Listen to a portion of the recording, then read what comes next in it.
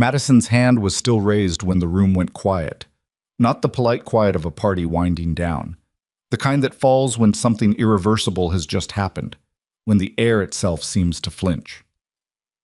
Charlotte Whitmore stood at the entrance of the master bedroom she had paid for, in the apartment she had furnished, at the engagement party she had organized down to the last champagne flute. And what she saw did not register at first. Her brain refused it the way a body refuses a blade. There's always that half second before the pain arrives. Madison. Her younger sister, Ethan's arms around her, his jacket on the floor. Not a misunderstanding, not an accident of proximity. An embrace that had been practiced. Charlotte did not scream. She did not throw anything. She stood in the doorway while the music played in the other room and the laughter of 60 guests filtered through the walls. And she thought, how long? That was the only question that came. Not why. Not how could you. Just, how long? Because the look on Madison's face when she finally turned around, that flash of guilt chased immediately by something harder, almost defiant, told Charlotte everything she needed to know. This was not new. This had history behind it. Wait. Ethan moved first. He stepped away from Madison and ran a hand through his hair, and Charlotte noticed his shirt was untucked, and she noticed the champagne glass on the nightstand, and she noticed her own hands were perfectly still at her sides. She had no idea how. Charlotte. His voice landed with the particular flatness of a man who had rehearsed this moment in his head and found the rehearsal suddenly inadequate. She did not answer him. It's not, Madison started. Don't. Charlotte's voice came out quieter than she intended. Not weak, smaller than the moment deserved, maybe. But the word landed hard enough to stop Madison mid-sentence. The ring was on Charlotte's left hand, 3 carats. Ethan had made a point of telling everyone the cut, the clarity, the number. She had smiled when he said it because that was what you did. You smiled. You made people comfortable. She pulled it off now. It came off easier than she expected. Her hands were cold from holding ice water all evening, managing the party, checking in with the caterers, covering for Ethan when he disappeared for 20 minutes, and she told his business partner he was taking a call. She set the ring on the dresser, not threw it, set it down, flat, like something she was returning to a store. Then she walked out. If you've ever been betrayed by the 2 people closest to your heart, not one of them, but both, at the same time, in the same moment, then you already know what Charlotte felt walking back through that hallway. The music got louder as she approached the main room. Someone was laughing at something near the bar. A server passed her with a tray of bruschetta and gave her a polite smile, and she smiled back because her face did not yet know what her chest knew. She picked up a glass of water from a passing tray. She stood near the window overlooking the Manhattan skyline and drank it slowly. She was 34 years old.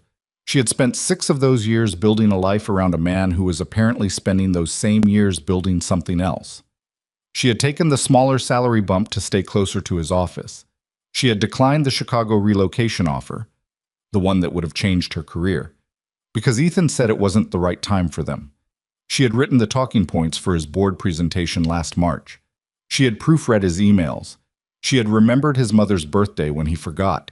She was beginning to understand, been very busy making herself invisible. A hand touched her elbow. Charlotte, honey, you look pale. Are you all right? It was Diane Hargrove, one of Ethan's colleagues' wives, a well-meaning woman who always smelled like expensive face cream. I'm fine, Charlotte said. Thank you. Diane lingered. Is Ethan around? Gerald wants to talk to him about the... He's in the back. Charlotte's smile did not move. He'll be out shortly. She excused herself. She found the coat check. She retrieved her jacket. She was 3 steps from the elevator when the first sound hit. It wasn't a gunshot, not at first. It was the kind of sound that doesn't announce itself as violence until the second one comes. A crash, then shouting, then the specific pitch of a woman's scream that cuts through a crowded room the way no other sound can. The elevator doors were open. Charlotte did not get in. She turned around. Later, she would not be able to explain why. The rational move, the sane, safe, self-preserving move, was to get into that elevator and go down and walk out onto Fifth Avenue and get into a cab and go somewhere that was not this building. She had already survived one catastrophe tonight. Nobody would have blamed her for leaving. But there was a server on the floor near the entrance to the main room. A young man, maybe 22, with a tray of overturned glasses beside him and a dark stain spreading through the fabric of his white uniform shirt. He was pressing his hand against his side and looking at the ceiling with the focused expression of someone trying very hard not to make noise. Charlotte walked to him. She crouched down. She took off her jacket. Not silk, thankfully, a sturdy cotton blend she'd grabbed on the way out because the evening had been cold. And she pressed it against his side, firm and steady, and she said, "Look at me. What's your name?" He blinked. "Daniel." "Daniel, keep your hand here. Press hard. Don't move." The room around her had become chaos. Guests running, someone shouting into a phone, the sound of glass breaking in the far corner. Men she didn't recognize moved through the crowd with a controlled efficiency that was worse than panic. Panic was unpredictable. These men knew exactly what they were doing. Ethan had emerged from the hallway, Charlotte noticed peripherally. He was pulling Madison behind him, not looking for Charlotte, heading for the back exit. She watched him go. She felt something in her chest shift slightly, like a stone moving in shallow water. Not grief, something colder and more final. She turned back to Daniel. "Daniel, breathe slow," she told him. "You're going to be fine." She didn't actually know if that was true, but his breathing steadied anyway. People believe what you tell them when you tell it with enough certainty. She had learned that in 12 years of business consulting. It applied to hospital waiting rooms, and it applied, apparently, to engagement parties under siege. The noise peaked, and then, in a way that was almost more disturbing than the chaos itself, began to settle. Not because the guests calmed down, because something else had entered the room. She heard it before she saw it. A different quality of order, precise and absolute, the kind that comes not from authority shouted but authority assumed. Men in dark clothing who moved without hurrying. A phone call, brief and clipped, in a voice she couldn't hear clearly. Then stillness, radiating outward through the room like cold. She was still crouched over Daniel when the shadow fell across her. She looked up. The man standing there was not dressed for chaos. He wasn't in tactical gear, wasn't barking commands. He wore a dark suit that had probably cost more than Charlotte's monthly rent, and he was looking down at her with an expression she couldn't immediately classify. Not pity, not dismissal. Attention. The focused, unhurried kind. "His name is Daniel," Charlotte said, because she felt the need to anchor this stranger to the specific human on the floor between them. "He needs a hospital. His wound is stable for now, but it needs to be looked at by someone who actually knows what they're doing." The man looked at Daniel. Then he said one sentence to someone behind him. She didn't catch it. And two men appeared, crouched beside Daniel with practiced efficiency, and Daniel was being moved before Charlotte had fully stood up. She straightened. Her jacket was ruined. She was holding her hand slightly away from her dress, which was ivory, which had seemed like a good choice for an engagement party, and was now a terrible choice for the aftermath of whatever this was. The man in the dark suit was watching her. "You stayed," he said. His voice had a quality to it that was difficult to place, not loud, not performative. It landed the same way a period lands at the end of a sentence, just there. "He needed help," Charlotte said. "Everyone else ran." "Yes, well." She looked around the room, the overturned tables, the abandoned champagne glasses, the guests huddled near the far wall. "I was already having a terrible evening. Running felt like a lot of effort." Something moved in his expression. Not a smile. Something behind a smile. "Vincent Moreau," he said. She knew the name. Anyone who read a newspaper or had spent more than 2 years in Manhattan's business landscape knew the name Vincent Moreau. Not from charitable galas or board announcements. From the particular way certain conversations stopped when someone brought him up. From the way his companies appeared in financial reports as silent interests. From the careful, expensive distance that respectable people maintained between themselves and anything connected to him. "Charlotte Whitmore," she said. His eyes moved to her left hand, the finger where the ring had been, the slight indentation, slightly paler than the surrounding skin. She did not explain it. He did not ask. "You need to leave this building," he said. Not a question. "I'm aware." "My car is outside." She looked at him, 40, maybe 42, with the kind of face that had been lived in rather than maintained. Not handsome in a careful way, but the sort of face that did not apologize for itself. He had a stillness about him that felt different from calm. Calm was something people achieved. This was something this man was built from. Why? She asked. Because you're covered in blood that isn't yours, and you helped one of mine, and I pay my debts. He said it plainly, like a business equation. And because whoever organized this will look at the guest list tomorrow, and your name will be on it, and you shouldn't be here when that happens. Charlotte's mind moved quickly over the night. The attack, the men she'd seen, the way they moved, the network of implications. She was good at seeing patterns. 12 years of corporate strategy had sharpened that into something close to instinct. She looked at the ruined jacket on the floor beside Daniel's spot. She thought about the elevator, the Chicago offer, Ethan's untucked shirt. "One ride," she said. "One ride," he agreed. The car was black and unmarked, and the seats were leather, and there was no driver visible through a partition.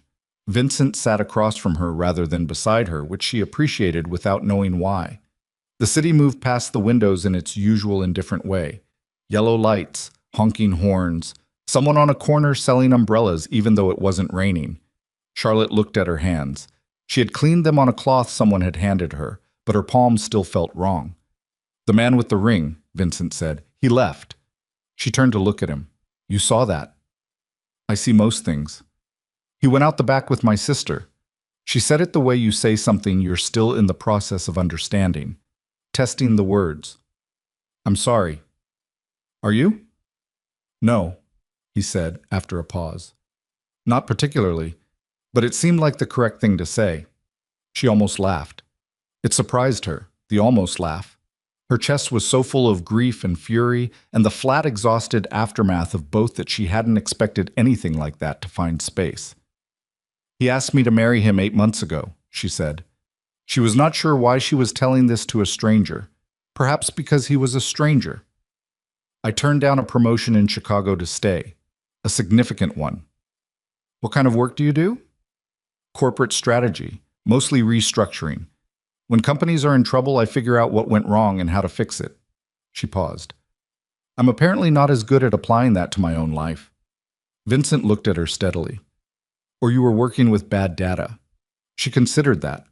Outside, the city continued doing what cities do, being enormous and indifferent and filled with people having their own terrible and wonderful evenings. "Where are we going?" she asked. "Somewhere safe." He said it without drama. "You can leave in the morning, or now, if you prefer. You're not a prisoner, Ms. Whitmore." She looked at him for a moment longer. He met her gaze without posturing. "Charlotte," she said. He nodded once.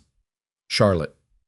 The car turned onto the bridge, and the water appeared below them, dark and cold and enormous. And Charlotte Whitmore, who had lost an engagement and a sister and a version of herself she'd been carrying for 6 years, all in one night, pressed her fingers against the window glass and let the chill move through them, and told herself she was not going to cry in the back of a mafia boss's car. She didn't, but it was a near thing. The estate appeared at the end of a long private drive, lit from below in a way that was more practical than decorative. Large, stone and glass. Overlooking water she could hear but not see clearly in the dark. A woman met them at the door. Older, efficient, not unfriendly, who handed Charlotte a folded robe without ceremony and pointed her toward a hallway. "There are clothes in the room," the woman said. "The bathroom has what you need." Charlotte followed. The room was larger than her apartment. She did not look around it with the wonder of someone encountering wealth for the first time. She had been in expensive rooms before. She looked around it the way she looked at everything lately, structurally. What held it up? What the decisions were behind it? What it said about the person who had arranged it? What it said was, someone made choices here for function, not performance. No flowers. No art placed to impress. Books on the shelves that had been read, their spines cracked and creased. A window with a clear view of the dark water. A chair positioned to face it. She sat on the edge of the bed. The night came back to her in pieces. Daniel's face looking at the ceiling. Madison's expression. That flash of guilt going hard. The ring on the dresser. Ethan's untucked shirt. The sound of those men moving through the crowd like water through stone. She pressed the heels of her hands against her eyes. She had built something, she thought. 6 years of building. And she had come to tonight thinking she was walking into a celebration of what she'd built, only to discover that most of it had been hollow, that the foundation she thought she was standing on had been quietly removed while she was busy maintaining the walls. She was 34 years old, and she had nothing, except apparently one night of safety in a strange house that belonged to the most feared man in New York City. She took off her shoes. She lay back on the bed without changing. The ceiling was plain and white and said nothing at all, which she appreciated. She thought, "Tomorrow I'll figure out what comes next." She did not think she would sleep. She was asleep within 4 minutes. She woke up before the light came in fully. Not the slow, comfortable waking of someone rested, the sharp kind, where the body knows before the brain does that something has changed and there is accounting to be done. Charlotte was sitting up before she'd consciously decided to, her hands flat on the unfamiliar bedspread, her eyes moving across the room she didn't recognize for exactly 3 seconds before the previous night assembled itself in front of her like a case file. The party. Madison. The ring on the dresser. Daniel on the floor. The car. Vincent Moreau. She sat with it for a moment. Just let it be what it was. Then she got up, found the folded clothes the older woman had left, dark slacks, a plain cream blouse, both approximately her size, and she dressed without looking in the mirror. She had learned, over years of early morning crisis management, that mirrors in the morning asked too many questions. The hallway outside her room was quiet. The house had the particular silence of a place where people were already awake, but being careful about it, the way a hospital is never truly silent, but works to sound that way. She followed the smell of coffee. The kitchen was large and functional, and a man she didn't recognize was standing at the counter with his back to her, reading something on his phone. He heard her come in and turned without startling, the reflex of someone trained not to startle.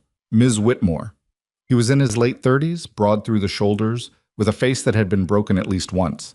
Not unfriendly, not warm. "Coffee's there. Mr. Moreau will be available in 20 minutes. "Thank you." She poured coffee and didn't ask questions. She was good at reading rooms, and this room was telling her clearly that questions before coffee were not part of the operating procedure here. She drank it standing, looked out the window at the water, which was gray-green in the morning light, moving in that flat, constant way that large bodies of water move when the wind hasn't decided what to do yet. She thought about what she had. Her purse. Her phone, which had 14 notifications she hadn't opened. A ruined jacket she'd left somewhere in the Moreau estate and would never see again. The clothes she was currently wearing, which belonged to someone else. Approximately $900 in her checking account that would need to last until she figured out what her next move was, because Ethan's name was on the lease of the apartment she'd been living in for 3 years. She turned that last fact over carefully, the way you probe a bruise to understand its edges. His name. Not hers. She had suggested they put both names on it when they moved in, and Ethan had said it was simpler to have just one, and she had said fine, because she was always saying fine. The phone in her pocket buzzed. She looked at it. "Charlotte, please call me." Madison. She turned the screen down on the counter and finished her coffee. But Vincent was already at the table when she found the dining room. A long room with windows on one side that let the morning come in at an angle. He had papers in front of him and a cup of coffee he wasn't touching, and he was reading something with the concentrated stillness of a man for whom distraction was a choice rather than a condition. He looked up when she came in. "Sit," he said. Not unkindly.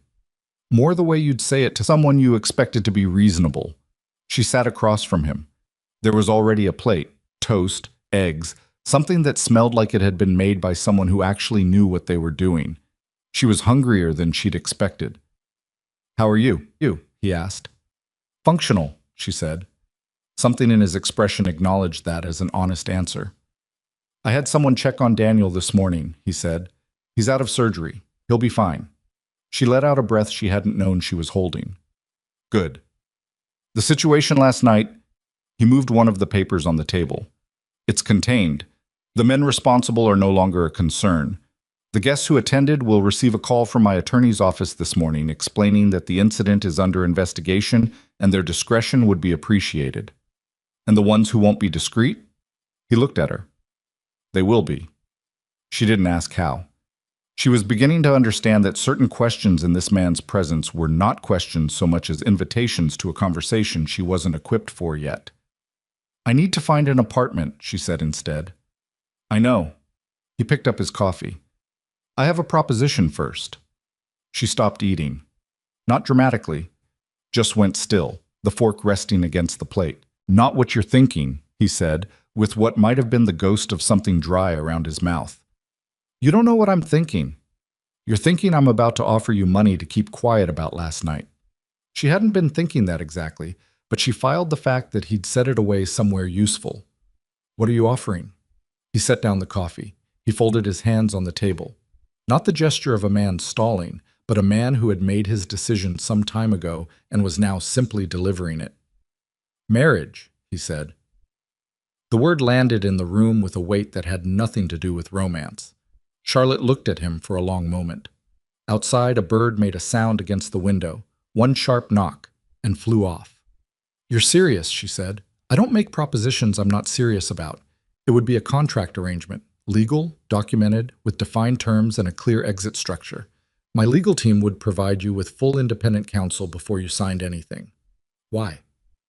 The Moreau Group holds controlling interest in several legitimate companies that are structured under a family governance clause. That clause requires the primary executive, meaning me, to be legally married before the end of this fiscal year, or control shifts to a board of trustees, several of whom have been working to dismantle those companies in a way that would benefit competitors and harm approximately 1,800 people currently employed by them. She processed this. So it's a business problem. It's a structural problem with business consequences. And you want to solve it by marrying a woman you met 12 hours ago.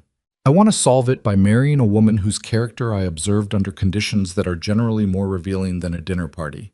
He said it without sentiment, just laid it out. You stayed in a room that was actively dangerous to help someone you didn't know. You didn't panic. You didn't perform. You just did what needed doing. I might be terrible in every other context. You might be, he agreed. That's why I'm offering full independent counsel and a documented exit clause. I'm not asking you to trust me. I'm asking you to consider a contract. Charlotte pushed her plate slightly to the side. Not away. She was still hungry, just enough to signal that they were in a different part of the conversation now. What are the terms? She said. Well, his lawyer arrived within the hour.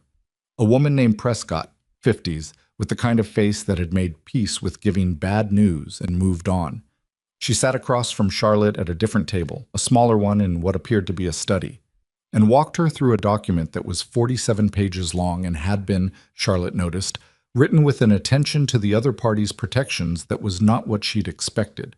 She had her own counsel on the phone within the hour, an attorney named Greta, who Charlotte had used on a contract dispute 3 years ago and trusted entirely. Charlotte walked away from the table to read the document quietly and answer Greta's questions, and when she came back 40 minutes later, she sat down and looked at Vincent, who had been dealing with his own phone across the room. 3 things, Charlotte said. He looked up. The exit clause. I want it executable at 18 months, not 24. Done. She blinked. She'd expected negotiation on that one. The professional conduct clause. The language about my public behavior is too broad. I need a specific carve-out for my own business activities. Reasonable. Prescott will revise it. And I want access to the Moreau Group's current financial structure. She said it levelly, watching him. Not for leverage, because if I'm going to be associated with your companies, I need to understand what I'm associated with, and because I might be able to help. There was a pause, not discomfort, more like recalibration. Why? He said. Because I'm a strategist. It's what I do. And because... She stopped, started again. I've spent 6 years making myself useful to someone who didn't value it. If I'm going to do it again, I'd like it to at least be on paper that I have a right to be there. Vincent looked at her for a moment that stretched slightly past comfortable. Then, I'll arrange it. She nodded. She signed the contract at 11:47 in the morning in a house she'd entered for the first time the previous night, sitting across from a man whose first name she'd known for less than 16 hours. Greta, on speakerphone, said, "Call me if anything changes." "I will." Charlotte. "Yes." "I hope you know what you're doing." Charlotte looked out the window at the water. "I'm doing the thing that makes the most structural sense given the available options, that's all." Greta was quiet for a moment. "Okay," she said. Then, "Be careful." The wedding was 10 days later, not a ceremony. A legal proceeding with two witnesses, Prescott and the broad-shouldered man from the kitchen, whose name was Marcus and who turned out to be Vincent's head of security and the person most likely to be standing in any given doorway when something was about to go wrong. The officiant was efficient. The paperwork was signed. There were no flowers, no music, no family present, which suited Charlotte perfectly, given that the last time she'd been in a room with her family at a celebratory occasion, the evening had ended with armed men and a surgical intervention. Ethan called twice during the 10 days. She let it go to voicemail. She did not listen to the messages. Madison sent a text on day 4. I know you're angry, but you should know that Ethan and I have been in love for 2 years. I'm sorry you had to find out this way. Charlotte read it twice. She noticed her immediate response was not grief or fury, but a kind of forensic interest. 2 years. And the way that number moved backward through her memory and landed on specific moments. A Christmas dinner where Madison had been quieter than usual. A birthday weekend where Ethan had checked his phone constantly and she had assumed it was work. A conversation she'd had with her sister 8 months ago, the week after Ethan proposed, where Madison had said, "Are you sure he's right for you?" And Charlotte had thought it was concern. She put the phone down. She did not respond. Moving into the Moreau estate was practical and strange in equal measure. Charlotte had few enough possessions that a single car trip covered it.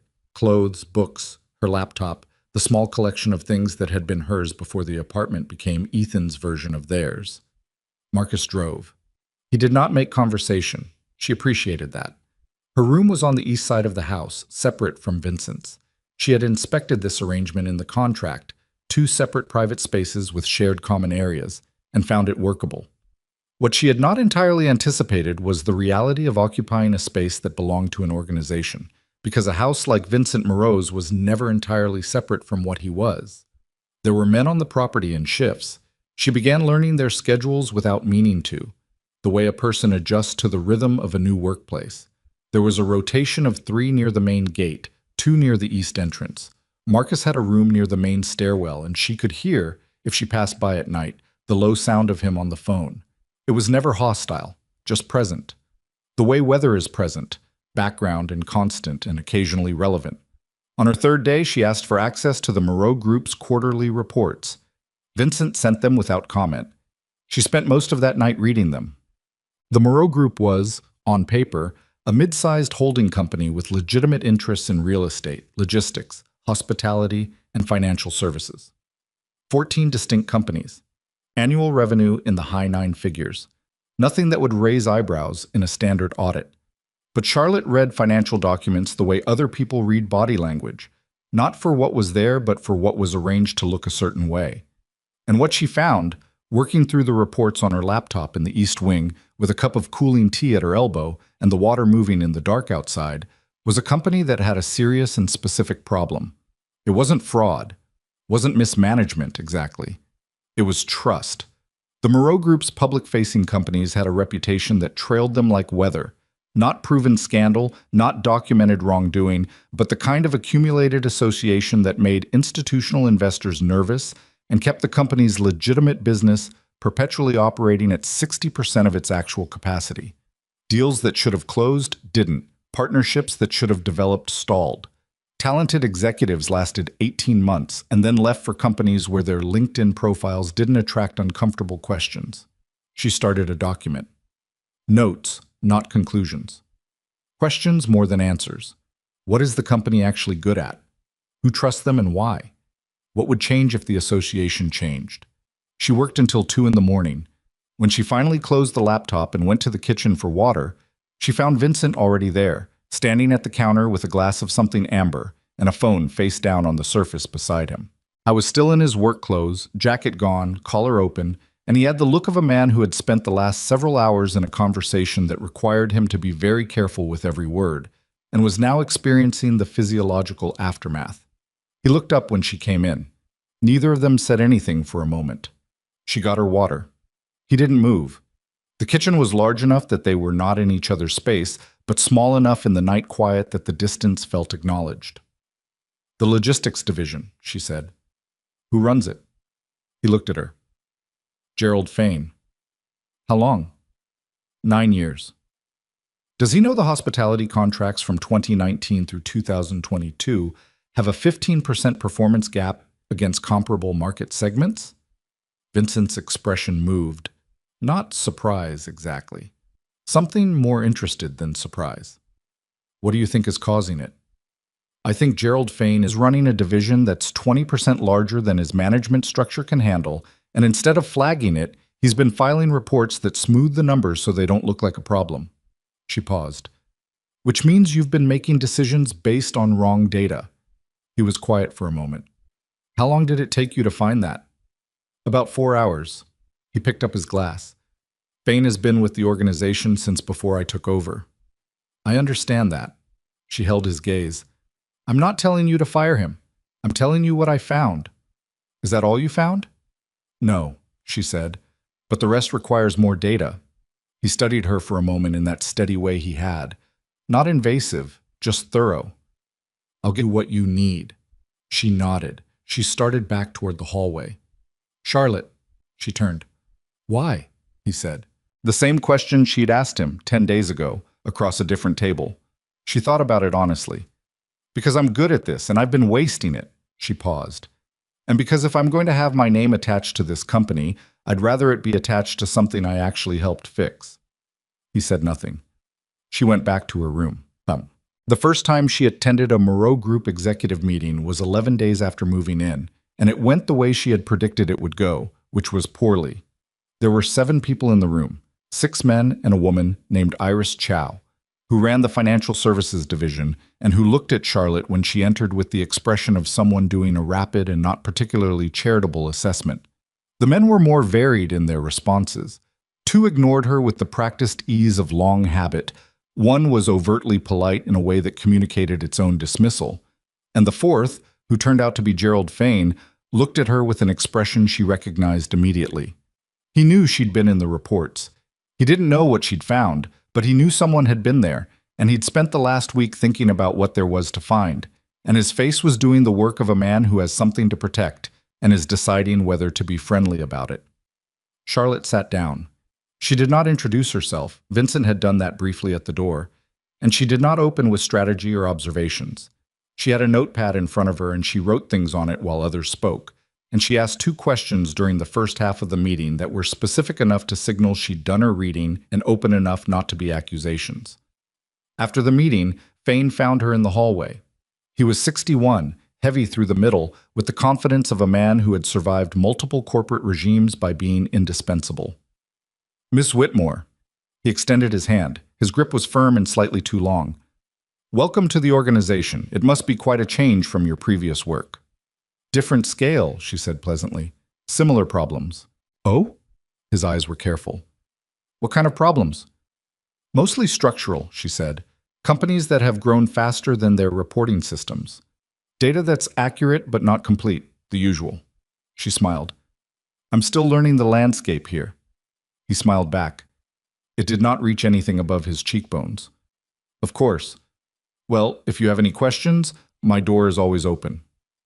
I appreciate that, she said. I may take you up on it. She watched him walk away.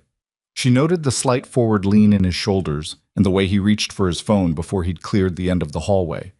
She turned around and found Iris Chow standing behind her, close enough that she'd clearly been waiting. You found the logistics gap, Iris said. Not a question. Yes. Fain has known about it for 3 years. Iris said it without drama, the way someone reports a weather pattern. He's been managing upward instead of fixing it. The reports look clean because he builds them backward from the number he needs. Charlotte looked at her. Why are you telling me this? Iris's expression was composed and entirely direct. Because I've been raising flags on the logistics division for 18 months and nothing has happened. And because, she paused briefly, because you're the first person who has come into this organization in 4 years who has actually read what's in front of them instead of what they were told to see. Charlotte held that for a moment. Can you document what you flagged, formally, with dates? I already have. Send it to me. Iris nodded once and left. Charlotte stood in the hallway alone for a moment, aware that she had just made her first ally and her first enemy in the same 45-minute window, and that Fane was almost certainly already on the phone with someone who was not Vincent Moreau. She walked back toward Vincent's office. The house, she was realizing, was not a house. It was an organization dressed as a house, with all the pressures and loyalties and old scores that organizations accumulate over time, and she had just walked into the middle of it. She had done that before. She had fixed it before. But she had never done it while the man running the organization was watching her the way Vincent Moreau watched things, like he was still deciding whether what he was seeing was an asset or a liability, and like the answer actually mattered to him in a way he hadn't planned for. The call from Ethan came on a Tuesday morning, 3 weeks after the wedding, while she was in the middle of drafting a restructuring proposal for the logistics division. She saw his name on the screen and felt nothing for a moment. Not anger, not hurt, just the flat recognition of a thing she had known was coming. She answered. "Charlotte." His voice had the quality of someone who had rehearsed this. "I've been trying to reach you." "I know. We need to talk about the apartment and other things." "The apartment is your lease. I've removed my belongings. There's nothing to discuss." A pause. "That's not—" He stopped, started again.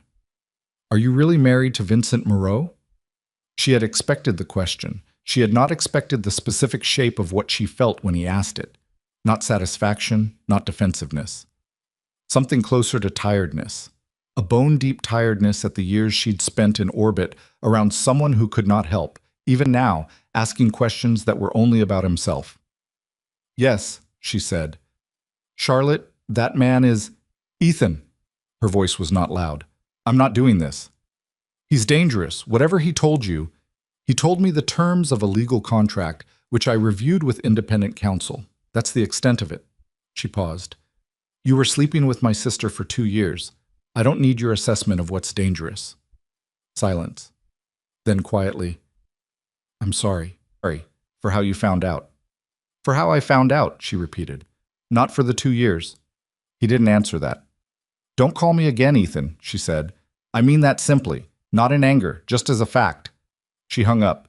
She set the phone face down. She sat for a moment, and then she picked up her pen and went back to the proposal, because there was work to be done, and grief, she had learned, was most manageable when it had to wait its turn. But 2 days later, Gerald Fane resigned. He did it through an attorney, which told Charlotte everything she needed to know about what he'd been doing with the 2 days he'd had. The resignation letter was crafted, specific in what it claimed and strategic in what it omitted. And attached to it was a complaint filed with the Moreau Group's internal board, alleging that Charlotte had accessed restricted financial data without proper authorization during her first week on the property. Vincent called her into his office. She sat across from him.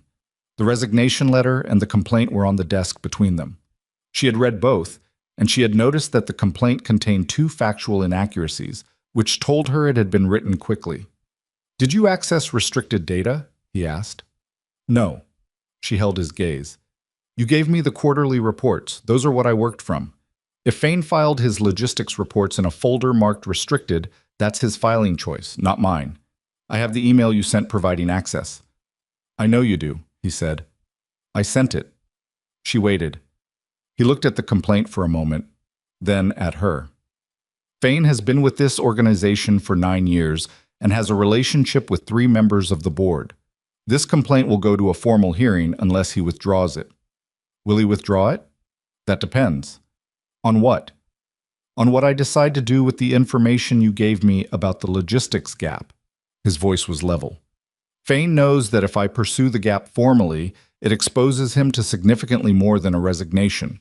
He filed this complaint as leverage. He's betting I'll let him go quietly to avoid the disruption." Charlotte looked at him. "What are you going to do?" Vincent's hands were flat on the desk. He held her gaze for a moment and something moved in his expression. Not uncertainty. More like someone choosing, deliberately, which kind of person they were going to be. "I'm going to pursue it formally," he said. "Every flag Iris Chow filed will go to an independent auditor. The complaint against you will be answered with documentation." He paused. "But I need to know you're prepared for what that means. Fane has allies. This will be unpleasant before it gets better." Charlotte thought of the forensic clarity with which she had read those reports. She thought of 1,800 employees whose jobs depended on a company that had been making decisions based on false data for 3 years. She thought of Iris Chow, who had been raising her hand for 18 months and being ignored. "I'm not afraid of unpleasant," she said. "I know that." He said it simply. "I need to know you understand what kind of unpleasant we're talking about." She met his eyes. "Gerald Fain is going to tell people I manipulated my way into this marriage in order to access the organization's finances. He's going to paint me as a gold digger with a legal strategy. He's going to go to the press if the internal process doesn't go his way." She said it flatly, without heat. "That's what he's going to do." Vincent was quiet. "I know," she said, "because it's what I would do if I were him, and I had something to lose, and I wanted to make the other person's credibility the question instead of my conduct." A long silence sat between them. Outside the window, the water moved the way it always moved, indifferent and constant. "We proceed," Vincent said finally. "Yes," she said. Neither of them moved for a moment. Then Vincent picked up the complaint, turned it over, and set it in a tray marked for his legal team. The gesture was small and final, and it meant that something had just been set in motion that could not be quietly reversed, that the easy exit had just been passed, and that Charlotte Whitmore, who had walked into this arrangement with a contract and a clear exit clause and a plan, was now standing on ground that had shifted under her feet in a direction she had not entirely mapped. She was not afraid, but she was not certain either, and the difference between those two things was the space where everything difficult was about to grow. The auditor arrived on a Monday. Her name was Sandra Vale, and she came with 2 associates and 4 hard drives, and the particular organized efficiency of someone who had done this work long enough to know that the interesting things were never in the files people showed you first. Vincent had contracted her independently, not through the Moreau Group's existing legal structure, which Charlotte had quietly noted was the right call, because using an internal process to investigate internal misconduct was like asking a river to audit its own direction. Charlotte met her briefly in the front hallway, and then stayed out of her way. This was deliberate. The complaint Fain had filed against her was still technically active, pending the board hearing, and being seen to direct the audit would hand Fain's attorneys exactly the narrative they were constructing, that she had engineered the entire situation to remove him and consolidate her own influence. She went back to her office. She had been given a proper one now, East Wing, overlooking the stone garden, and she worked. She drafted the restructuring framework for the logistics division. She corresponded with Iris Chow, whose documentation of her flagged concerns turned out to be meticulous and thorough in a way that suggested she had known, eventually, that she would need it. She read the hospitality division's vendor contracts and found 2 renewal clauses that had been structured in a way that quietly transferred negotiating leverage to the vendor over time.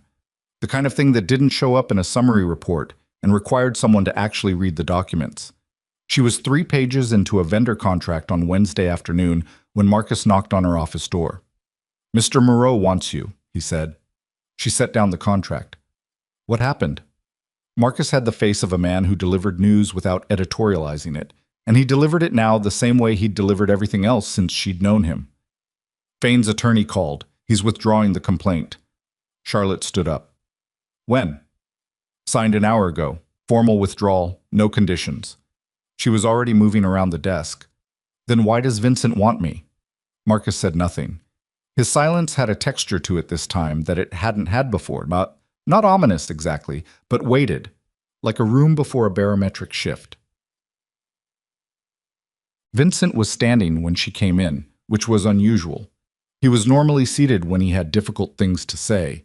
She had cataloged this unconsciously over the weeks, the way he used stillness as a management tool. Standing meant he was still processing. He had a newspaper on the desk. Physical copy, folded open to a page she couldn't see yet. "Sit down," he said. "I'll stand." She said it without aggression, just a preference. He looked at her for a moment and then didn't argue, which she also noted. He turned the newspaper around and pushed it across the desk. The headline was in a tabloid she recognized, the kind of publication that traded in half-sourced stories and photograph licenses and had a readership large enough to matter. The story occupied the top half of a page, with a photograph that had been taken at some distance but was clear enough. Charlotte, outside the Moreau Estate's east entrance, on a Tuesday 3 weeks ago.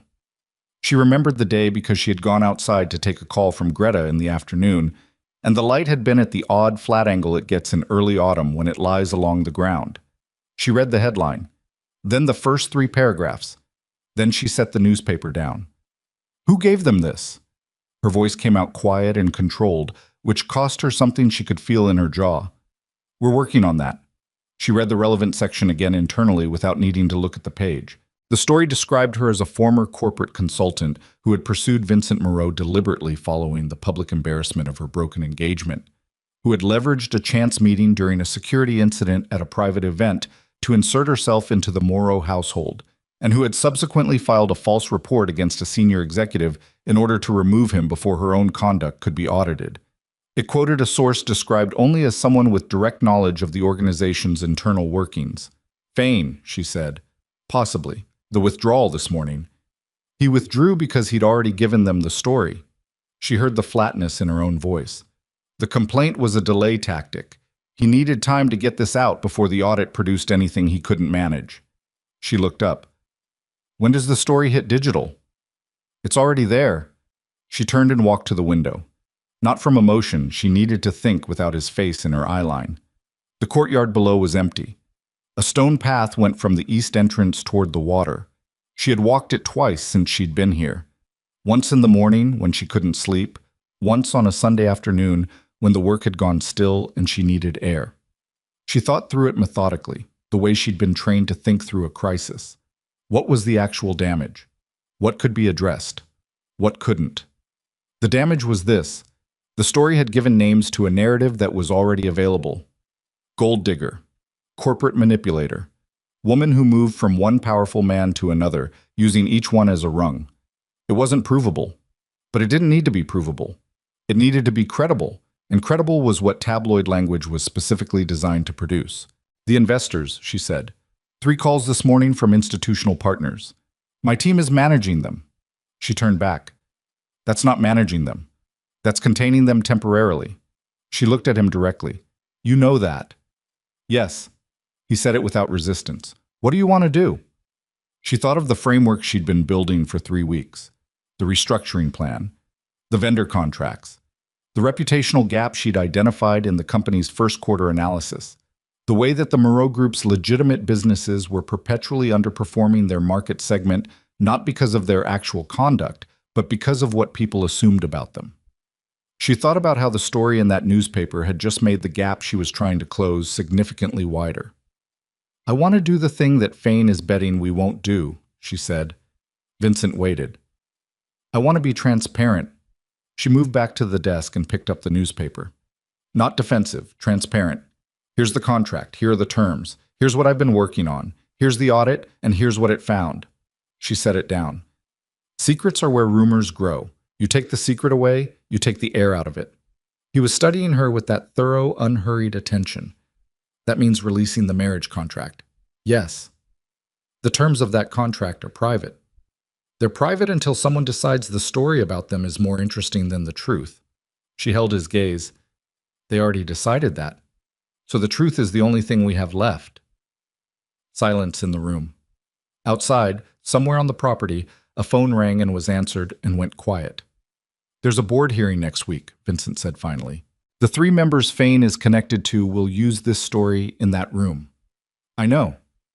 It'll be worse in that room than it looks on that page. I know that too. He looked at her, and for a moment something crossed his expression that she didn't immediately classify. Not uncertainty. Something more specific. Something that looked briefly like he was calculating not just the strategic outcome, but something else. Something adjacent to it. All right, he said. We do it your way. She called Greta that evening and walked her through it. Greta asked 3 pointed questions and then said, this is either very smart or the thing that ends your involvement with this company. Those are the same thing in a lot of scenarios, Charlotte said. Charlotte. I know. She was sitting on the edge of her bed, shoes off, one hand pressed flat on the mattress beside her. I know what I'm doing. A pause. Do you? Greta's voice was careful, not unkind. Charlotte thought about the question. I'm doing what I always do, finding the structural problem and proposing the fix. You're also, Greta said, defending a man who runs an organization that isn't entirely above board, in a public forum, using your own credibility as the currency. I want you to understand that's what you're actually doing. Charlotte was quiet for a moment. His legitimate businesses employ 1,800 people, she said. I know. And the structural problems in those businesses are real, and they're fixable, and somebody needs to fix them. I know that too. And She stopped. The sentence had a next word, and she wasn't sure she was ready to say it out loud to anyone, including Greta. Greta, who had known her for 9 years and had the specific skill of knowing when to wait, waited. He asked me what I wanted to do, Charlotte said. Not what I should do, not what was best for the company. What did I want? She heard how that sounded. I'm not saying that means anything specific. I know, Greta said again gently. I'm saying it's not nothing. No, Greta agreed. It's not nothing. They stayed on the line for a moment without talking. Then Greta said, Be careful with what you use as currency, Charlotte. Once you spend it, it's spent. I know. She did know. She went to sleep knowing it and woke up the next morning knowing it harder, because the digital version of the story had been picked up overnight by 2 more outlets, and her name was now appearing in search results alongside the words controversy, manipulation, and mafia wife, which was a phrase that landed differently in text than she'd anticipated. She released the marriage contract terms at noon on a Thursday through a press statement drafted with Prescott's office and reviewed 3 times by Greta. It was precise and dry and contained the emotional temperature of a corporate filing, which was exactly what she'd wanted. It stated, the marriage was a contractual arrangement entered into by both parties for documented business reasons. The terms had been reviewed by independent counsel on both sides. The arrangement contained a clear exit structure, and Charlotte Whitmore had joined the Moreau Group's operational team in her professional capacity as a corporate strategist. Attached to the statement was a summary of her current projects. Not details. A summary. The logistics restructuring. The vendor contract review. The financial services reporting overhaul she had begun developing with Iris. It was the most strategic thing she'd done in 3 years, and she knew it, and she also knew it would not be enough. It was not enough. The board meeting was on a Tuesday in a room on the 14th floor of the Moreau Group's primary office building, and Charlotte walked in knowing that 3 of the 7 board members in that room had spent the previous 5 days being spoken to by people who had Gerald Fain's interests and Gerald Fain's version of events. She sat beside Vincent. Not behind him. She had been specific about this, and he had not argued. The 3 board members were named Harlan, DuPont, and Sato. Harlan was 70, with the practiced gravity of someone who'd spent a career being taken seriously in rooms. DuPont was 55 and corporate, and had the particular expression of someone who had already decided the outcome and was participating in process as courtesy. Sato was the one Charlotte watched most carefully. Younger than the other 2, maybe 48, with a quality of intelligence about her that suggested she was making her own calculations rather than running feigns. The meeting opened formally. Reports were read. The audit summary was presented by Sandra Vale in 12 minutes of flat, documented language that described the logistics division's performance gap, the pattern of backward-filed reports, and the 3-year timeline of Iris Chow's flagged concerns, none of which had been escalated. Then Harlan spoke. Ms. Whitmore. He used her name the way you'd use a label, identifying rather than addressing. You joined this organization under unusual circumstances. Yes, she said. You had access to internal financial documentation within days of your arrival. I was given access by Mr. Moreau. That access is documented. And within 3 weeks, you had identified what you characterized as serious misconduct in a division headed by a senior executive who had served this organization for 9 years. I identified a performance gap. The audit characterized the misconduct. DuPont leaned slightly forward. Ms. Whitmore, in your previous professional capacity, before your association with this organization, you worked for a firm called Aldridge Consulting. She went still. Not visibly. But something inside her went very still, the way water goes still before it freezes. Yes, she said. Aldridge Consulting dissolved 18 months ago. DuPont had the composure of someone reading from notes he'd memorized. Following an investigation by the SEC into a client whose restructuring they had advised. That client was found to have filed fraudulent financial reports with multiple investors. Aldridge's role in the matter was, the language used was, unclear. The room was quiet. Charlotte felt the air change the way you feel a room change when the heat goes off. Not immediately cold, just different, less insulating. I left Aldridge 14 months before the investigation began, she said. Her voice was level. I was not part of the case. I was not interviewed. My name does not appear in the SEC documents. No, DuPont said. It doesn't, but the restructuring strategy that was at the center of the investigation. He paused, and in that pause, Charlotte's chest did something she did not permit herself to show on her face. That strategy was developed by a team you led. She heard Vincent shift slightly beside her. Not dramatically, a small movement, the kind that comes from controlled suppression of a larger response. She did not look at him. I led a team that produced a restructuring recommendation, she said. The client chose how to implement that recommendation. The client made decisions independent of our consultation. Those decisions were what the SEC examined. But the recommendation provided the architecture, DuPont said. That's not the same. It provided the appearance of legitimacy to a structure that was used to defraud investors. He said it without heat, just placed it on the table, like a piece of evidence in a tray. The silence that followed lasted approximately 4 seconds. 4 seconds is a short time in most contexts. In a boardroom with 7 people and 20 years of power dynamics and a marriage contract that had been in the news for 48 hours, 4 seconds is a geological event. Charlotte breathed. She thought about the strategy she'd outlined with Greta, the documentation she'd prepared, the paper trail, the specific dated record she had of every recommendation she'd made and every decision the client had made independently. She thought about how none of that preparation had anticipated someone knowing the Aldridge connection and how to use it. She thought about the expression on Ethan's face when she'd confronted him in the bedroom. Not guilt. Calculation. A man checking the exits. She had seen that expression before. She was looking at DuPont and seeing it now. "Where did you get that information?" she said. DuPont blinked. It was the one moment his composure moved, brief, quickly covered. "I beg your pardon?" "The Aldridge connection. The specific framing of the recommendation is architecture." She kept her voice academic, not accusatory. "That framing isn't in the SEC documents. I know because I've read them. It's a specific interpretation that requires someone to have read both the documents and the internal team notes." DuPont said nothing. "The internal team notes were not public record," she said. "They were proprietary. They were sealed as part of the dissolution process." She paused. "So I'm curious where you encountered them." Another silence. This one with a different texture. Sato, who had not spoken, was watching Charlotte with an expression that had shifted slightly in a direction Charlotte couldn't immediately read. Harlan cleared his throat. "I think we should—" "Gerald Fain," Charlotte said, "had a consulting relationship with Aldridge in 2019. He was a client referral, brought in through a third-party logistics advisory." She had found this 2 days ago in the Moreau Group's vendor history, following the thread backward from a payment she'd flagged in the 2019 reports. His company used Aldridge for a 6-month restructuring consultation before they were acquired into the Moreau Group. He would have had access to internal correspondence during that engagement. The room was very quiet. She had not planned to say this here. She had planned to give it to Vincent privately and let legal handle the thread.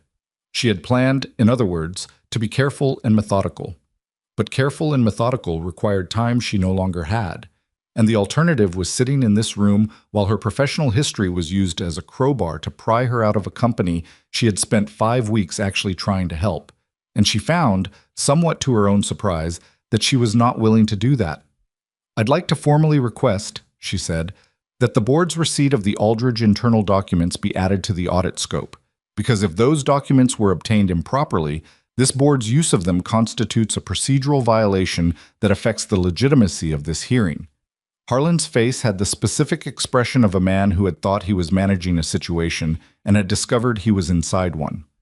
Vincent said nothing. She felt him not saying it beside her, felt the controlled stillness of a man exercising genuine restraint, which she understood was not what she'd expected from him, and which registered somewhere under her breastbone in a way she didn't have time to examine. Sato spoke. "I'd like to recess for 30 minutes, she said. Her voice had the clean authority of someone who had been waiting for the moment that the room's direction became clear. "Before we proceed further." The hallway outside the boardroom had the specific airport lounge quality, of spaces that exist only to contain waiting, flat carpet, indirect lighting, a side table with water nobody touched. Charlotte stood near the window. The city was 40 feet below and oblivious. Vincent came out behind her. He stood beside her, not quite close enough to be conspicuous, and for a moment neither of them spoke. "You knew about Aldridge," he said. "Yes." "You didn't tell me." She looked at him. His expression was controlled, but there was something underneath it that she hadn't seen before. Not anger exactly, something that had more hurt in it than anger, which surprised her, and which she immediately recognized was going to require a conversation she didn't have the capacity for right now. "I left Aldridge because I knew something was wrong with the client's implementation," she said. "I couldn't prove it. I raised it with my director, and he said I was being overcautious. I resigned 4 months later, and I've spent 14 months keeping my distance from anything connected to that case." "That's not what I asked." "I know." She met his eyes. "I didn't tell you because I didn't know if you'd still want me involved if you knew, and I needed to be involved." She said it plainly, without apology. "Not for the contract, not for the settlement, because the problems in this company are real, and I can fix them, and I needed to be the one doing it." He looked at her for a moment. Something moved through his expression, layered and complicated and not resolved. "You should have told me," he said. "Yes," she said, "I should have." The honesty of it landed between them without softening. She turned back to the window. Below, a cab honked twice and pulled into traffic and was absorbed by the city. "Fane didn't just get those documents from an old consulting file," she said. "Getting sealed documents out of a dissolved firm's records takes resources and a specific kind of connection. That's not Fane working alone." She paused. "Someone is helping him. Someone who has reach into legal archives and board access, and a reason to want me specifically out of this organization." She felt Vincent go still beside her. "The attack at the engagement party," she said. It was not quite a question. "What about it?" It wasn't random. She had been sitting with this conclusion for a week, moving around it, testing its edges. The timing, the guest list, the specific nature of the breach, targeted disruption, not robbery, not a statement. Someone wanted to create an incident at that event, and I ended up in your car because of it. She heard him breathe. "If someone had reason to believe I'd end up in your organization," she said, "and wanted to make sure that when I got here I could be removed." She stopped. "They needed something on me before I arrived." "The Aldridge documents," he said. "They've had them for longer than Fane has been planning this complaint." She turned to face him. "This started before the engagement party, Vincent. Whatever this is, it started before I ever walked into that building." His jaw was tight. His eyes were on her face with the concentrated attention of someone recalculating everything they thought they'd understood about the geometry of a problem. "Richard Blackwell," he said.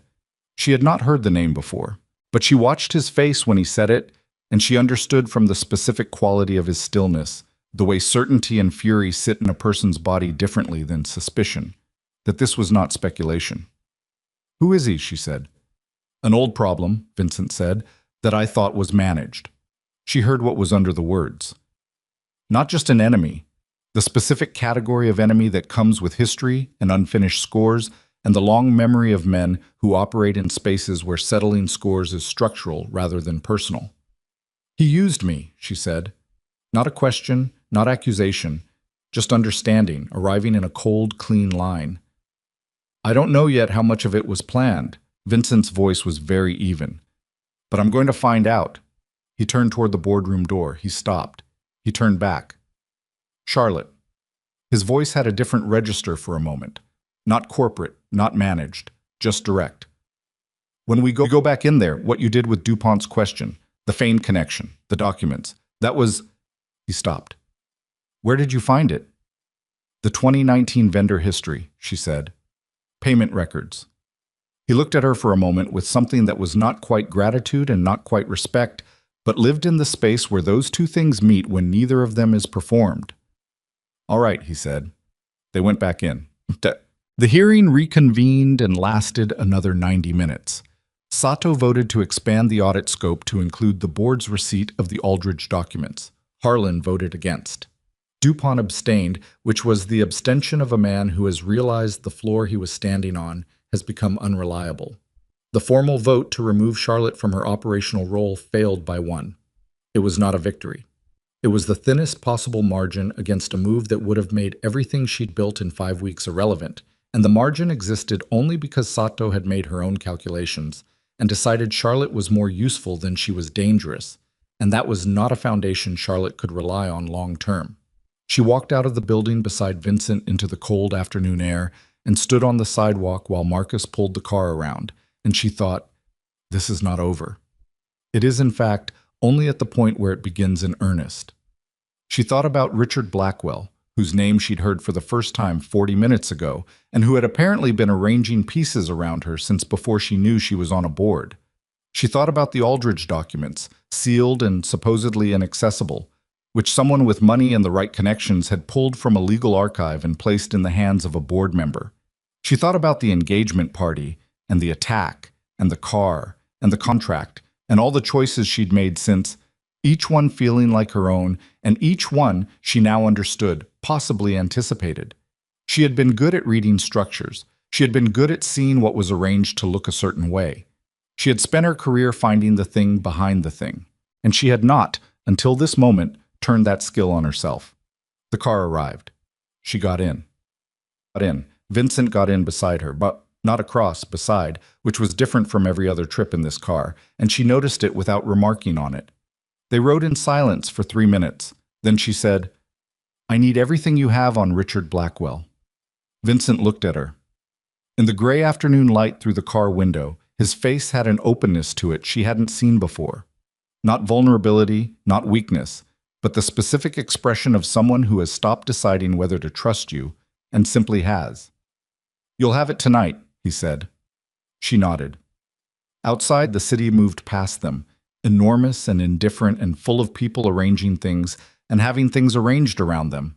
And Charlotte Whitmore sat in the back of a car that had once been a stranger's and thought about what kind of woman you had to become when you finally understood that the fight you were in was larger than the fight you'd agreed to, and there was no version of walking away that did not cost more than staying. She had the answer. She just needed to decide if she was ready to be that woman, because the version of herself required was not the careful, methodical strategist who read reports and filed documentation and made responsible choices backed by independent counsel. It was something harder and less comfortable and more alive. She looked out the window. She decided. The files on Richard Blackwell arrived at 11 that night in a locked case that Marcus set on her desk without ceremony and left without explanation. Charlotte opened it. There were 3 folders inside. Physical documents, not digital, which told her something about the nature of the information before she'd read a word. Vincent's world operated on servers and encrypted channels for ordinary business. Paper meant the kind of intelligence that couldn't afford a data trail. She read for 4 hours. Richard Blackwell was 63 years old and had been a structural presence in the city's criminal economy since his mid-30s, when he had inherited a mid-tier operation from a father who had built it through construction fraud and labor intimidation and turned it into something considerably more sophisticated. He had spent 30 years expanding laterally, not deeper into violence, which drew attention, but wider into legitimate business structures that gave him the same access and insulation that Vincent's organization provided without the overhead of maintaining an enforcement apparatus. He was, in the language Charlotte understood best, a holding company with a criminal balance sheet. He was also, she discovered on page 14 of the second folder, the silent investor behind a real estate development consortium that had bid unsuccessfully 3 years ago for a waterfront property that the Moreau Group had subsequently acquired. She sat back.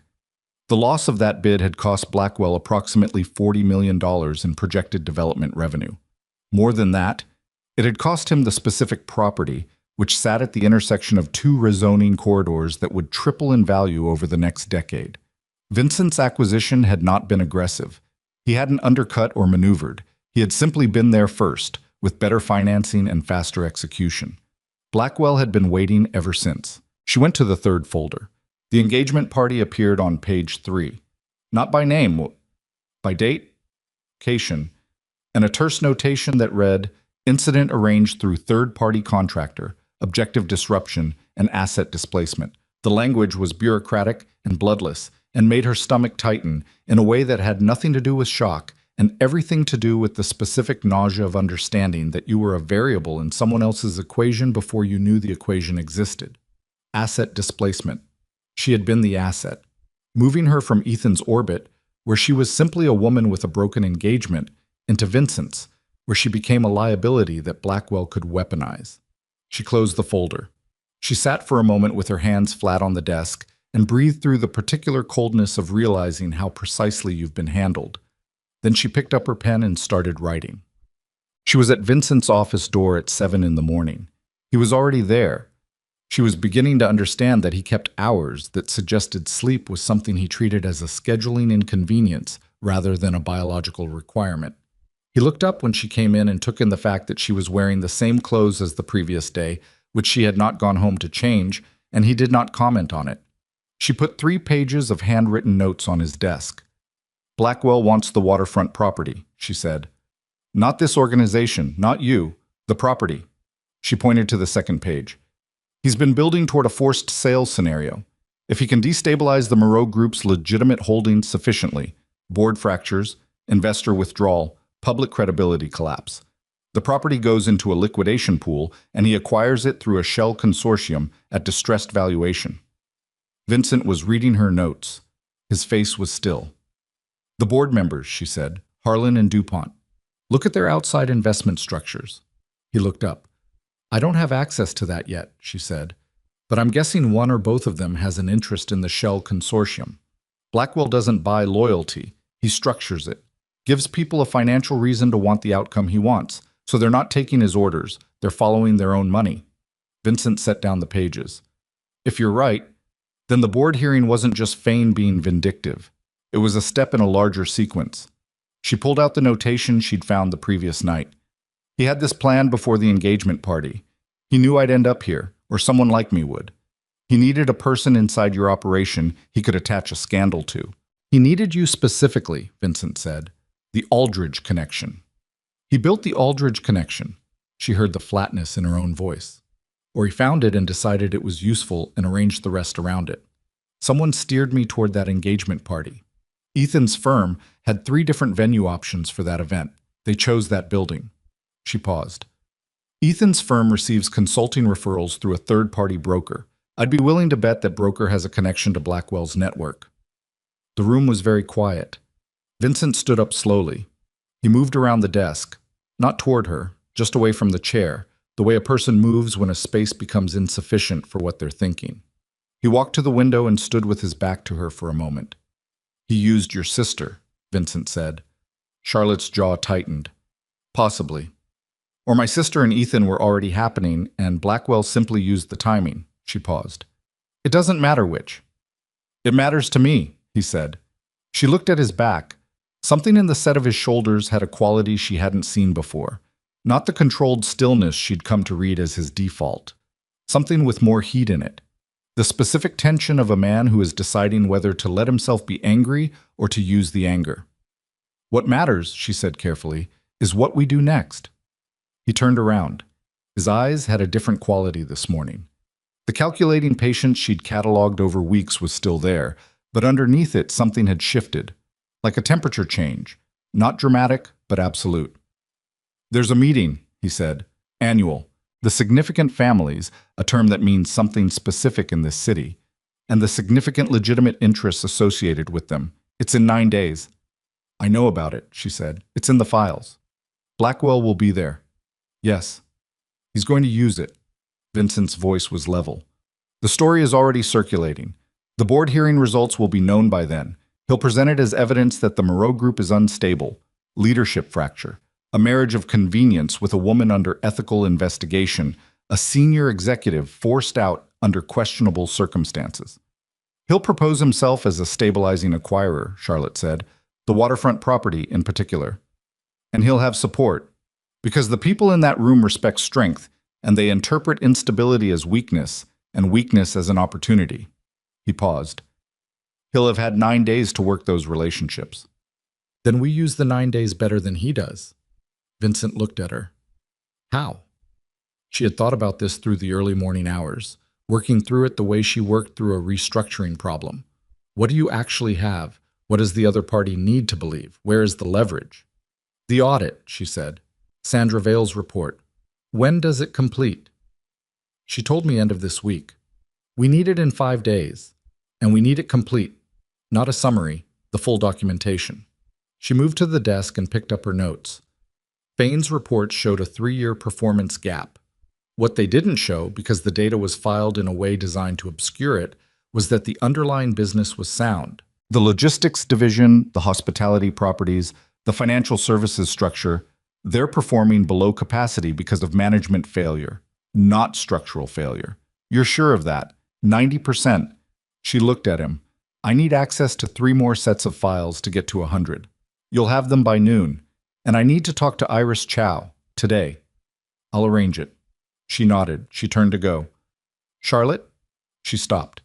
He was looking at her with that expression she'd seen in the car yesterday, the one that had stopped being calculated. Are you all right? The question landed in an unexpected place. She stood with it for a moment, honestly assessing. No, she said, but I'll be functional by 9. Something moved across his face.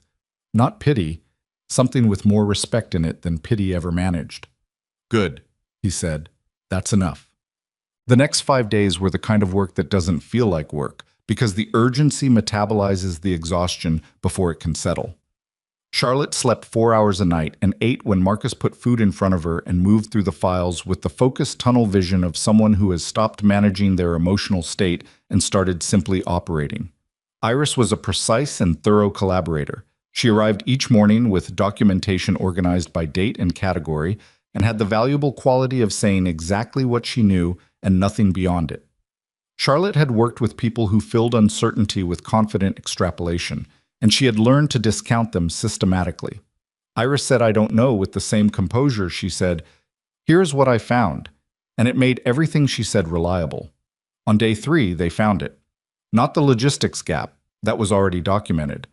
What Iris had not previously connected, because she had not had access to the Moreau Group's external partnership files, was a pattern in the hospitality division's underperformance that was not management failure. It was active interference. 3 of the hospitality division's largest venue contracts, the kind that drove 60% of the division's revenue, had been lost over the past 2 years to a competing company called Harrington Event Group. The losses were on price each time. Harrington had come in lower, reliably, with quotes that should not have been sustainable given market costs. Charlotte pulled Harrington Event Group's incorporation filings, shell registration in Delaware, parent company in a holding structure that took 4 layers to trace. On the 5th layer, a silent partner listed only as a numbered company incorporated in a jurisdiction that Charlotte recognized immediately as one of 3 that Blackwell's network used consistently, according to the files Vincent had given her. Harrington Event Group was Blackwell's. He had not just been waiting for the Moreau Group to destabilize, he had been accelerating it, poaching contracts, bleeding revenue, creating the appearance of a company in organic decline while the decline was being engineered from outside. She brought it to Vincent at 11 at night on day 3. He read the documentation in 7 minutes. He set it down. He picked it up and read the last 2 pages again. Then he said a word quietly that she chose not to remember. How long, he said. The pattern starts 26 months ago. She pointed to the first contract loss. 6 months after the waterfront acquisition. He stood up from the desk and walked to the window again. This time he stayed there longer. He's been inside my revenue for over 2 years, he said. Yes. And I didn't see it. She didn't answer that because the answer was complicated, and this was not the moment for complicated. The board members, she said instead. Harlan's personal investment portfolio. I need to know if he holds a stake in Harrington or the parent company. Vincent turned around. Getting that requires, I know what it requires. She held his gaze. Can you get it? He looked at her for a moment. The question was not really about Harlan's portfolio. It was about what kind of methods she was prepared to accept, and they both understood that. Yes, he said. Then get it. He reached for his phone. Harlan's investment records arrived at 6 the next morning. He held, through 2 nominees, a 4.7% stake in the Harrington Event Group parent company. DuPont held 3%. Charlotte looked at the numbers for a long time. Then she began preparing the presentation for the annual meeting. The day before the meeting, Ethan called again. She almost didn't answer. She was in the middle of organizing the presentation structure, and her phone had been a series of interruptions she'd been managing by ignoring them, and his name on the screen had the quality of a word from a language she was rapidly forgetting. She answered because something in her said it was the last time she would. "I need to tell you something," he said. His voice was different, not the practiced version from before, not the flatness of rehearsed contrition, something with more fear in it. "Then tell me," she said. "The engagement party." A pause. "The venue. I didn't choose it." She set down her pen. "What?" "The venue recommendation came through the firm's event coordinator. I thought it was her job. I didn't—" He stopped. "2 days ago, someone called me. A man I didn't recognize. He told me that the venue recommendation had come from a third party and that I should be careful." "Who called you?" "He didn't give a name. He said—" Ethan's voice was unsteady. "He said you were in a dangerous situation and that I should tell you what I knew." Charlotte's mind moved over this quickly. Someone in Blackwell's network having second thoughts. Or, more likely, someone in Vincent's network who had tracked the broker connection and was using Ethan as a channel to confirm it. "The event coordinator," she said. "What's her name?" "Paula Rice. She left the firm 6 weeks ago. I can't reach her." "Okay." "Charlotte, He stopped again. "I didn't know about any of it." She sat with that. She moved it around, testing its weight. "I believe you," she said finally, because she did. Not because Ethan was incapable of convenient ignorance, but because the Blackwell operation had been specifically designed to use people who didn't know they were being used. That was the elegance of it. Nobody had to lie if the architecture was built correctly. "Are you safe?" he said. "Yes," she said. "Don't contact me again, Ethan." She hung up. She called Marcus. "Paula Rice, former event coordinator at Caldwell Partners. I need a current location." Marcus said he'd have it in 2 hours. He had it in 90 minutes. Paula Rice had moved to a short-term rental in New Jersey 5 weeks ago and was, according to the information Marcus received through channels he did not specify, employed by a hospitality company. Charlotte recognized immediately as a Harrington affiliate. She added it to the documentation file and kept working. The meeting was held in a building on the west side that had been many things over the years and was currently presenting as a private members club, the kind of place where the food was acceptable and the purpose was not the food.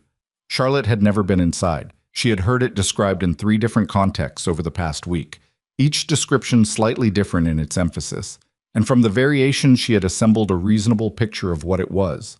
A room where the city's layered economy, legitimate and otherwise, acknowledged its own architecture in the presence of people who benefited from maintaining it. She dressed carefully, not to impress, to be invisible in the specific way that allowed her to be heard. Dark jacket, precise cut, nothing that announced wealth or austerity. The kind of outfit that made people listen to what you said rather than categorize you before you said it. Vincent met her in the hallway outside her room before they left. He looked at her, not the assessing look of early weeks, something more direct than that. "Whatever happens in there," he said, "what you've built in the last 2 weeks, it's real. The documentation is real. That doesn't go away." She understood what he was saying, that if the meeting went wrong, if Blackwell's narrative held and the outcome was against them, what she had produced still existed. She would still have produced it. "I know," she said. "I want you beside me in that room." "I'll be there." They rode in silence. Charlotte looked at the city moving past the window and felt, in the particular way you feel the edge of something large before you're fully in it, the shape of what was coming. The room held 41 people. Charlotte counted them the way she counted anything in a high-stakes environment, quickly, categorically, noting who was positioned near whom and what those proximities communicated. She identified Harlan and DuPont within the first 30 seconds. They were separated, she noticed, which was interesting. People coordinating a strategy rarely separated at the moment of its execution unless they'd been specifically told to. Richard Blackwell was at the far end of the room. She saw him for the first time in person and found that reality, as it often did, was both more and less than expectation. He was shorter than his files had suggested. She had constructed a physical image from his history and gotten the height wrong. He was 63 and lean and had a face that had been handsome once and had moved past handsome into something more durable, the kind of face that a certain kind of power produces, where the calculation becomes part of the structure. I was talking to two men she didn't recognize. His hands were relaxed. He was not looking toward Vincent. Men who are truly confident in their position don't monitor the person they're preparing to undermine. Blackwell's relaxed posture told her he believed this was already done. She filed that. It meant he had information that made him certain. She needed to know what it was. The meeting opened with formal acknowledgments that Charlotte paid no attention to. She was watching the room, the patterns of eye contact, the small movements that indicated conversation and coalition. She was building a map of who owed what to whom before anything was said that mattered. Blackwell spoke 40 minutes in. He rose with the ease of someone accustomed to rooms like this. Not performing the ease, just having it. He spoke for 12 minutes. His presentation was thorough and measured and devastating in the specific way that well-prepared misinformation is devastating. It contained enough accurate information to make the inaccurate elements feel equally verified. He described the Moreau Group's recent instability, the board hearing, the media coverage, the departure of a senior executive, the ongoing audit, framed not as a corrective process but as a symptom, evidence that the internal structure required external examination. He referenced the waterfront property once, briefly, as an asset that required, his word, stewardship from a stable partner during a period of organizational uncertainty.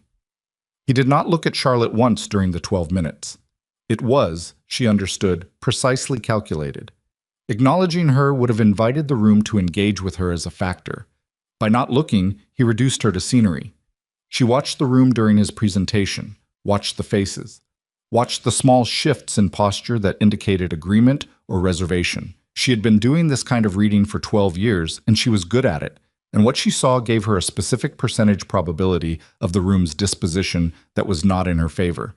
He sat down. There was a moment of the specific quality that follows a performance. Not applause, but the social equivalent, a kind of settled approval. Vincent stood. He was a different kind of presence in a room than Blackwell. Less immediately warm, but when he spoke, the room adjusted to him rather than the reverse. He had a quality that Charlotte had tried to name several times and kept arriving at the same word, gravity. Not heaviness. The other kind. The kind that bends space slightly around itself. He spoke for 5 minutes. He covered the audit, the logistics restructuring, the current state of the organization's legitimate holdings. He was precise and calm and gave the room nothing emotional to work with, which was correct given the composition of the audience. Then he said, "I'd like to ask my wife to speak." Charlotte stood. She had prepared for 27 minutes. She had timed it. She had the documentation organized in a physical folder that she set on the table in front of her and did not open immediately, because the first thing she needed the room to understand was that she was not reading from notes. She was explaining something she understood. The Moreau Group's revenue in the hospitality division has declined 14% over 26 months, she said. Her voice was level and carried without effort. In a standard analysis, that decline would suggest internal management failure or market conditions. I'd like to show you that it's neither. She opened the folder.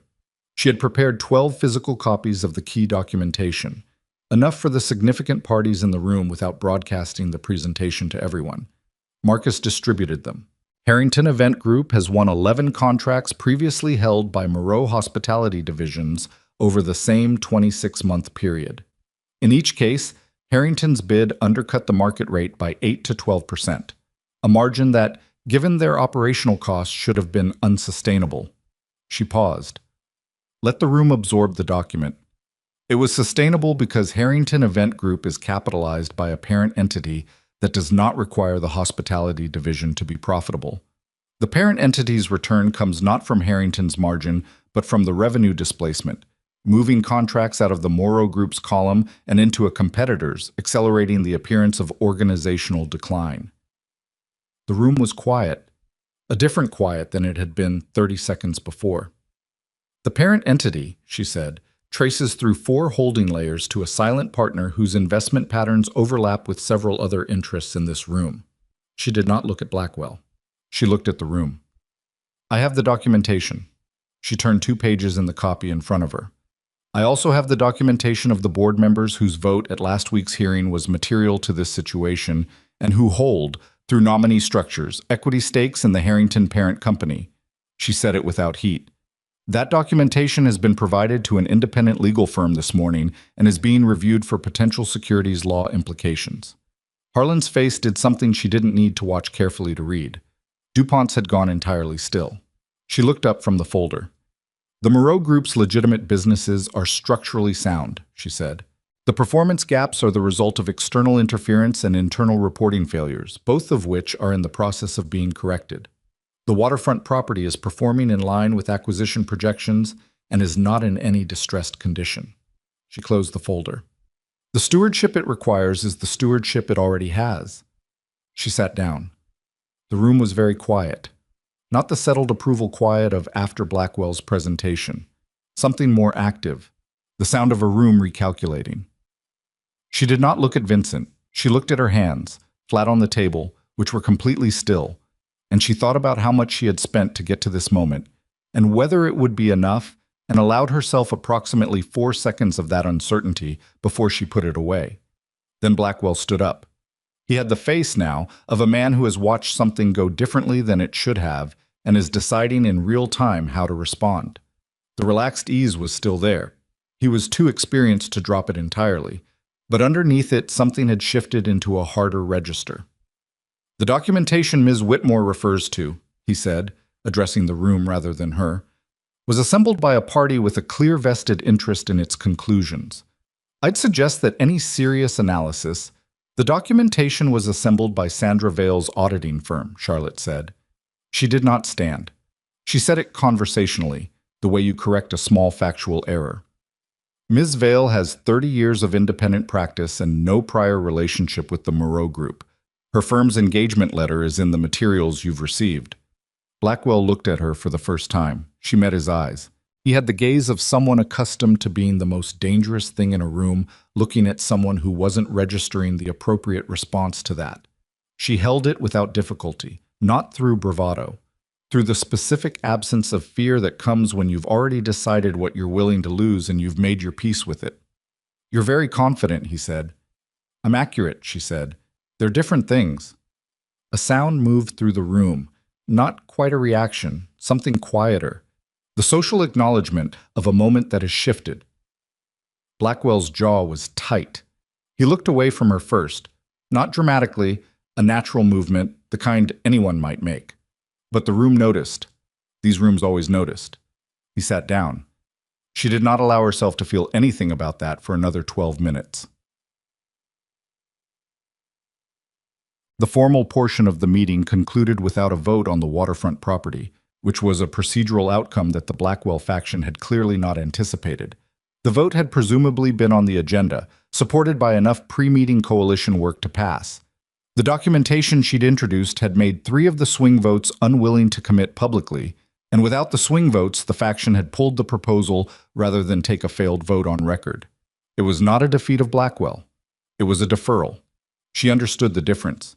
She was standing near the edge of the room when she felt rather than saw someone approach from her left. She turned. Richard Blackwell was standing 3 feet away from her. He had a glass of water in his hand and the expression of a man conducting a cordial conversation at a social occasion, which was the expression he chose to put on it. Ms. Whitmore. His voice was lower in person than she'd imagined, more careful. You've had an eventful introduction to this city. I've been here a long time, she said. I'm only recently interesting to it. Something moved in his eyes that might have been appreciation if it hadn't been so precisely the look of someone filing information. You're very good, he said. At the documentation, the presentation, the room. He paused. Someone taught you that. 12 years of corporate restructuring. No. He shook his head slightly. The documentation you can learn. The room you can't. That's something you're born with, or you're not. He looked at her steadily. It's a pity Vincent found you first. She held his gaze. The Harrington contracts, she said. The 11 accounts. Can they be legally transferred back? He blinked. It was a small blink, but she caught it. The quarter second of recalibration that came from not expecting a practical question. You're asking me, Whether this needs to go further than it already has. She said it neutrally. The documentation exists. The legal review is in process. Where it goes from here is partly a function of choices made in the next few days. He studied her. Are you offering me something? I'm telling you what I observed, she said. What you do with the observation is your business. He looked at her for a long moment. The calculation behind his eyes was visible in a way it probably wasn't usually. She had gotten under the composure, not through aggression, but through the specific disorientation of being spoken to practically by someone he'd been treating as a variable. You're not what I expected, he said. No, she agreed. I didn't expect you either. She turned and walked back toward where Vincent was standing. Her legs were completely steady. Her hands were completely still. Her heartbeat was doing something she would describe as vigorous, but it was contained and it was hers, and nobody in that room would have known it from looking at her. Vincent turned when she reached him. He read her face, not her expression, what was under it, in the quick way he'd developed over weeks of watching her work. Blackwell approached you, he said. Yes. What did he want? To take my measure, she exhaled. I think he's deciding. Deciding what? Whether to push harder or find an exit. She met his eyes. He didn't expect the documentation to be as complete as it was. He built his plan around a woman who was a liability. He's recalculating what I actually am. Vincent was quiet for a moment. Around them, the room was beginning the social dispersal of a meeting ending, conversations starting, coats being collected, the noise rising slightly. What are you? He said. She understood the question was not rhetorical. He was asking it the way she asked questions that needed real answers. Not for a performance, not for the record. Because he actually wanted to know. She thought about it for a moment. I'm the person, she said slowly, who reads the structure and finds what's wrong with it, and says so regardless of whether it's convenient. She paused. I've been that person my whole life, and I've spent most of it being in rooms where that wasn't welcome. She looked at him. I'm starting to think I've been in the wrong rooms. He held her gaze with something in his that had stopped being managed some time ago tonight. Charlotte, he said, and then stopped. I know, she said, because she did know. Whatever was behind the way he'd said her name, she knew the shape of it even without the words. We should leave, she said. Together. The room is watching us. Let them, he said. He said it quietly, without performance, without calculation. He said it the way a person says something they mean so completely that the words are almost beside the point. She felt it land somewhere specific and stay there. They left together, and the room watched, and neither of them looked back at it. In the car, the city moved past the windows in its usual way, enormous and indifferent, and Marcus drove without speaking, and the silence between Charlotte and Vincent was the kind that has weight in it, the kind that happens when something has been said that can't be unsaid, and both parties are deciding what to do with the territory. She looked at her hands in her lap. The vote didn't happen, she said, but he's not done. No, Vincent agreed. He'll restructure, find another angle. The legal review will slow him, but not stop him. She turned to look at him. We need to make the next move before he does. What's the next move? She had been thinking about it through the drive, through the exit from the room, through the handshakes, and the careful social navigation of leaving a difficult meeting with your posture intact. Ethan, she said. Vincent's expression shifted. He knew the venue was compromised, she said. He was told to tell me, which means someone in Blackwell's network is starting to put distance between themselves and the plan. She turned to face him fully. When a structure starts to fracture, the people inside it start looking for the exit that costs them least. If someone is already feeding Ethan information, they want to make a deal, Vincent said.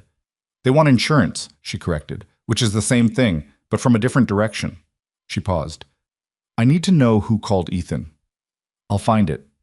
Tonight. He looked at her. The car moved through an intersection, through a pool of yellow light, and in the light his face had an openness that she was still getting accustomed to. The Vincent Moreau, who appeared in the particular privacy of a car or a kitchen, or the specific hour of a difficult night, different from the Vincent Moreau who occupied a boardroom. Yes, he said. Tonight. She nodded. She turned back to the window. She was very tired in a way that had nothing to do with sleep. The kind of tired that comes from operating at the edge of your own capacity for an extended period, where each thing you've handled has drawn on a reserve that doesn't fully replenish before the next thing arrives. She was also, underneath the exhaustion, something she hadn't expected. Not satisfied. The situation was not resolved. Blackwell was not finished. The legal process was ongoing, and the board members who had conflicted interests were still seated. Nothing was clean, but she searched for the word. Present. That was it. More present than she had been in the last 6 years of her life. More fully in the thing she was doing, more genuinely herself in the doing of it, than she had been in any room with Ethan, any project at Aldridge, any version of the life she'd been building, and which had been, she understood now, a life built partly for someone else's idea of her. The car pulled onto the bridge. The water appeared below, dark and cold and enormous. Vincent's hand was on the seat between them, not reaching for her, just resting. The way a person places their hand when they're not performing anything. She put her hand beside his. Their fingers were not quite touching. She did not move hers closer, neither did he. But they were there, and the distance between them was conscious, and the city moved below and around them. And Charlotte Whitmore, who had survived one night that should have destroyed her and built something in the aftermath that no one had anticipated, felt the specific weight of what was still coming. The Blackwell unfinished, the network fracturing, the documentation in a lawyer's office that would produce consequences she couldn't fully predict. And she held it without flinching, because she had discovered that she was the kind of woman who could hold things without flinching, and that discovery was worth everything it had cost. The car moved off the bridge. The dark water disappeared behind them. And somewhere in the city, Richard Blackwell was making a phone call that would determine what the next 48 hours looked like, and Charlotte needed to know what he was saying before he finished saying it. The call came at 2 in the morning. Marcus knocked twice on her door, not urgently, but with the specific rhythm she'd learned to distinguish from a routine check. She was already half awake, sitting at her desk with the Blackwell files open and a cup of tea that had gone cold an hour ago, and she opened the door before he knocked a third time. "We have a name," he said. She followed him to Vincent's study. Vincent was on the phone when she entered. He held up one finger. Not dismissive, just asking for 60 seconds. And she stood near the window and watched the dark water and listened to his half of the conversation, which was clipped and directive and ended with a single instruction she didn't catch fully. He set the phone down. "Paula Rice," he said. Charlotte turned. "The event coordinator. She's been cooperating with a federal investigation for the past 6 weeks. He said it steadily, watching her face. "Not our investigation, a pre-existing one.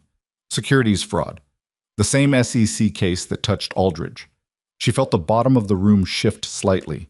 Not dramatically, the way the floor shifts in a building when something heavy passes nearby. A vibration without a source you can point to. "She was placed in Caldwell Partners 18 months ago," Vincent continued, "through Blackwell's network, as a monitor.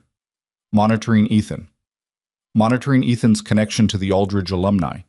The SEC investigation has been building a case around the original fraud, and someone in Blackwell's network had an interest in knowing how close the investigation was getting to certain financial instruments." He paused. "When the engagement party was arranged at that venue, it was partly opportunistic. You were already in the environment, the incident was already being planned, and Paula Rice provided the logistical thread."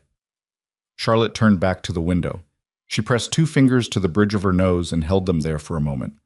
"She called Ethan," she said. "She panicked. The federal case is moving faster than Blackwell anticipated, and she's trying to establish that she cooperated with multiple parties." Vincent moved around his desk. "She's not the source I needed. But what she told Ethan, about the venue, about the third party, that's on record with federal investigators now." Charlotte brought her hand down. She turned around. "They're building toward Blackwell," she said. "They've been building toward Blackwell for 14 months. What they've been missing is a documented connection between his financial instruments and the Harrington operation, a clean line between his investment structures and the targeted revenue displacement." Vincent set a single sheet of paper on the desk between them. "What you built in the last week gives them that line." She looked at the paper. It was a summary, 1 page, dense with figures and entity names, of the documentation she had assembled from the Moreau Group files cross-referenced with the Blackwell network materials. "You gave this to the federal investigators," she said. "My attorney did." 40 minutes ago.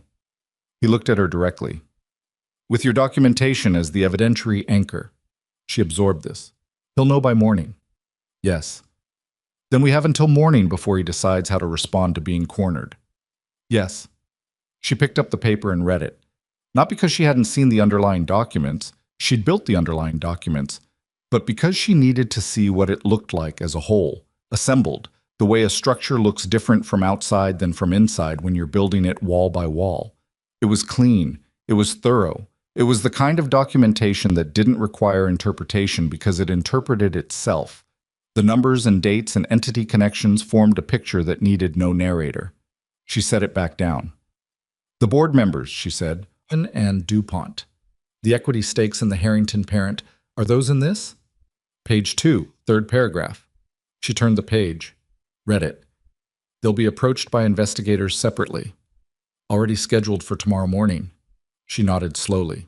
Outside, the water moved the way it always moved, and the sky had the particular quality of 3 in the morning. Not dark, exactly, but a very dark blue, the color that comes just before the first gray of dawn. What happens now? She said. We wait. She looked at him. He was standing across the desk from her, jacket off, the first time she'd seen him without one in a formal context. And he looked, she found the word tired. Not weak, not diminished. The honest tiredness of someone who has operated at full capacity for an extended period and is standing at the edge of what that period was building toward. She had not, she realized, seen him tired before. He had been careful about it. He was not being careful now. Go to sleep, she said. He looked at her. There's nothing more to do tonight that isn't already in motion, she said. Go to sleep. We deal with whatever Blackwell does when he does it. He was quiet for a moment. You're telling me what to do in my own study. Yes. Something moved across his face that was close to a smile. Not quite, but the territory adjacent to it. All right, he said. He picked up the summary sheet and put it in a folder. He turned off the desk lamp. He paused at the door. Charlotte. She looked up. Thank you, he said. He said it simply, without layering it with anything. Just the words. She held them for a moment. Get some sleep, she said. He left. She stood in the dark study for another minute, looking at the water, and then she went to her room and lay down on the bed and was asleep before she expected to be. Blackwell moved at 6 in the morning, not through legal channels, not through the board, not through the media.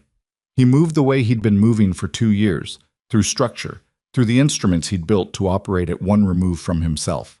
The Harrington Event Group filed an emergency injunction in civil court against the Moreau Group, claiming that the documentation released to the federal investigators had been obtained through improper access to proprietary business information. Charlotte read the filing at 7, coffee in hand, standing at the kitchen counter while Marcus watched her face. He's trying to get the documentation suppressed, she said. That's what our attorneys say. On what grounds?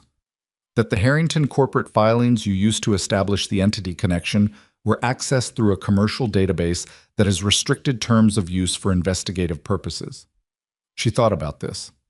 The database access was through the Moreau Group standard subscription. Yes, but Harrington's attorneys are arguing that the use of that subscription to build an investigative file against a competitor exceeds the terms. She set the coffee down. That's a delay tactic. Any competent judge will see that. Our attorneys agree, but an emergency injunction buys him 72 hours while it's heard. 72 hours. She moved through the implications quickly. The federal investigators had the documentation. The injunction couldn't reach what they already had.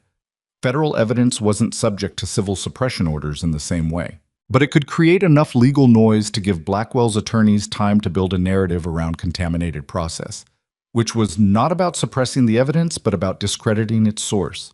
Discrediting her. He's pivoting, she said. He can't stop the federal case. He's trying to make me the problem instead of the evidence. Marcus said nothing. He was watching her with the expression he wore when he had an opinion he hadn't been asked for. What? She said.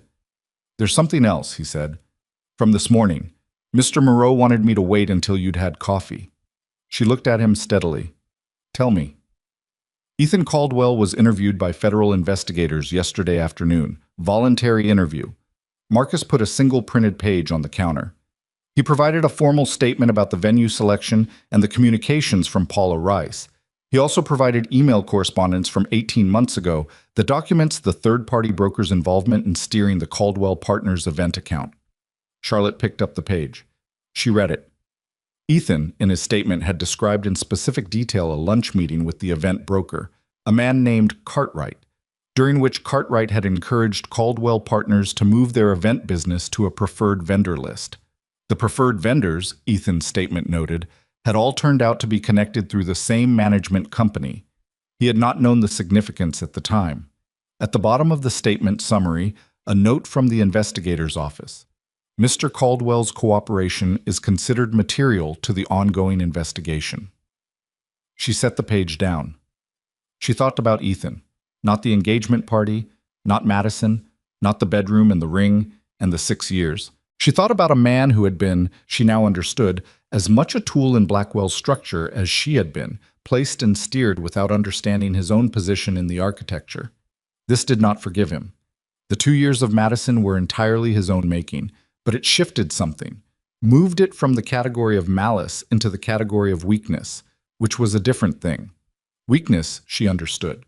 She had spent years accommodating it. She would not accommodate it again, but she could look at it without the blinding heat of pure betrayal. She put the page aside. "Where is Vincent?" she said. "On a call with the federal office. He'll be done in 20 minutes. She nodded. She picked up her coffee and went to her office and opened her laptop and began drafting a formal response to the injunction filing, not because she was an attorney, but because she knew the factual basis better than anyone and could give the attorneys the raw material to work from in a fraction of the time it would take them to reconstruct it themselves. She worked for 40 minutes. When Vincent appeared in her doorway, she had 4 pages of detailed factual notes ready to send to Prescott's office. He looked at her across the room. He looked at the pages. "Send those," he said. "Already did," she said. He came into the office and sat in the chair across from her desk. The first time he'd sat in that chair since she'd been given the office, she realized. He leaned back slightly and looked at the ceiling and exhaled, which was the most physically unguarded thing she had seen him do. "The injunction will be denied," he said. "Our attorneys are confident." "I know." The federal case is moving. Blackwell's financial exposure through Harrington is significant enough that his attorneys are already talking about cooperation terms. "I know that too." He brought his gaze down from the ceiling and looked at her. "Then why do you look like you're still working on a problem?" She held his gaze for a moment. "Because winning legally isn't the same as closing the thing," she said. "Harlan and DuPont are still on the board. The Harrington contracts are still with Harrington. The hospitality division is still 14% below where it should be," she paused. "The structure is stabilized, but it's not repaired." "That's months of work." "Yes." She held his gaze. "I know." He was quiet for a moment. Something in his expression had the specific quality of a man arriving at a decision he'd already made internally and was now choosing to say out loud. "Your exit clause," he said. 18 months. You have 11 remaining." She said nothing. "The contract says 18 months from signing. I'm aware." He sat forward slightly. "I'm not raising it to remind you of the option. I'm raising it because—" He stopped, pressed his mouth together briefly. "Because I want to know what you want, Charlotte. Not what the contract allows. What you actually want." She looked at him. The room had the morning light coming in from the east window, the flat gold of early autumn in New York, and it landed across the desk between them and made the space feel more exposed than it usually did, the way daylight does after a long night. She thought about the question honestly. She thought about the apartment with Ethan's name on the lease and the Chicago offer she'd declined and the way she had made herself smaller, incrementally, over 6 years. Not all at once, not dramatically, but in the small daily choices of a person who had decided that maintenance was the same as happiness. She thought about the last 6 weeks. The files, the boardroom, the audit. Iris Chow's documentation laid out in order by date. Sandra Vale's flat, accurate report. The moment in the meeting room when she'd set down the folder and looked at the room and spoken without apology. She thought about Vincent's hand on the seat beside hers in the car, not reaching, just present, and the distance between their fingers that had been a choice they'd both made consciously. "I want to finish what I started," she said. "The restructuring, the hospitality division, the board composition." She paused. That's what I want professionally. And personally? She held his gaze for long enough that the question was answered before she said anything. I don't know yet, she said. I know what I feel. I don't know what to do with it. He nodded once, not disappointed, not pressing, just receiving what she'd said as what it was. That's honest, he said. I'm trying to be, she said. With you. I'm trying to make that the operating principle. I know. He stood up. So am I. He left her to her work. She sat for a moment after he'd gone, her hands flat on the desk, and she noticed that the thing she felt in her chest was not the sharp, consuming anxiety that had been her emotional backdrop for 6 weeks. It was something quieter and less familiar. Something that required more space than anxiety and less management. She picked up her pen. She kept working. The injunction was denied on Friday afternoon. Harlan resigned from the Moreau Group board on Saturday morning, citing personal reasons in a letter that took 6 sentences to say nothing. DuPont lasted until Monday, when his attorneys advised him that the federal investigators had scheduled a formal interview and that voluntary cooperation required him to be in a position to characterize his board conduct as independent rather than conflicted. His resignation letter was longer than Harlan's and said even less. Vincent appointed 2 new board members in the following week. Iris Chow was one of them, which produced a reaction from the remaining board that was not unanimous enthusiasm and which Charlotte watched with the specific satisfaction of someone who has advocated for a particular outcome and seen it materialize. The federal investigation into Blackwell moved with the particular pace of federal investigations. Not fast, but irreversible. His attorneys negotiated. The terms being discussed, according to sources. Charlotte was not supposed to have access to, but did because Marcus had a relationship with an attorney whose office was across from the federal building and who owed Vincent a particular favor, included the divestiture of the Harrington Event Group and cooperation on the Aldridge-adjacent financial instruments case. The Aldridge case was the one that had followed Charlotte like weather for 14 months. She found out on a Wednesday afternoon from Greta, who called her directly. The SEC has closed the Aldridge investigation, Greta said. Full closure. The findings attributed the fraudulent implementation entirely to the client and the firm's senior director, who has agreed to a settlement. A pause. Your name is specifically cleared in the closing documents. Charlotte was in her office. The afternoon light was coming through the east window. The water was visible at the edge of the property line, gray-green, moving. She had known, intellectually, that she had done nothing wrong. She had known that the way you know your own heartbeat, so present it becomes invisible. But there is a difference between knowing a thing and having it formally, documentarily true in a way that could not be revised by someone else's narrative. She exhaled. Thank you, Greta, she said. Charlotte? Greta's voice had something in it, warmth, but also the specific care of someone who has been watching another person carry something heavy and is now watching them set it down. Are you all right? Yes, Charlotte said, and meant it, perhaps for the first time in a long time, completely. She told Vincent that evening, not dramatically. They were in the kitchen. He was making coffee with the focused attention he applied to everything, and she came in and said, "The Aldridge case is closed. My name is cleared in the formal documents." And he turned around and looked at her with an expression that was not surprise. "I know," he said. She blinked. "When?" "This morning. Greta's office contacted my legal team for confirmation of the Harrington documentation we provided." He set down the coffee. "I was waiting to see if you'd tell me." She looked at him. "You were testing whether I'd tell you." "No." He shook his head. "I was giving you the right to tell me yourself. There's a difference." She stood in the kitchen doorway and thought about the difference. It was real. It mattered. "It's been following me for over a year," she said. "The Aldridge Association. Every time something went well, I was waiting for it to surface again." "I know. I left a good job because I knew something was wrong. And for 14 months I've been living with the fact that leaving wasn't enough. That the association was still there, still available to be used by anyone who wanted to discredit me." "Blackwell used it," Vincent said. "Yes. And it still wasn't enough." He said it not as comfort, but as fact. "Because what you built here, what you documented, what you did in that meeting room, That was more than an association from someone else's failure could override. She looked at him. He picked up the coffee and came around the counter and held it out to her. She took it. Their hands were close for a moment. Not touching, but the distance between them had been shrinking in small increments over weeks, and this increment was perceptible. "Vincent," she said. "Yes." "I want to stay." She said it simply, without the professional framing she'd been using as a container for other things. Not because of the contract, not because the restructuring is unfinished, though it is.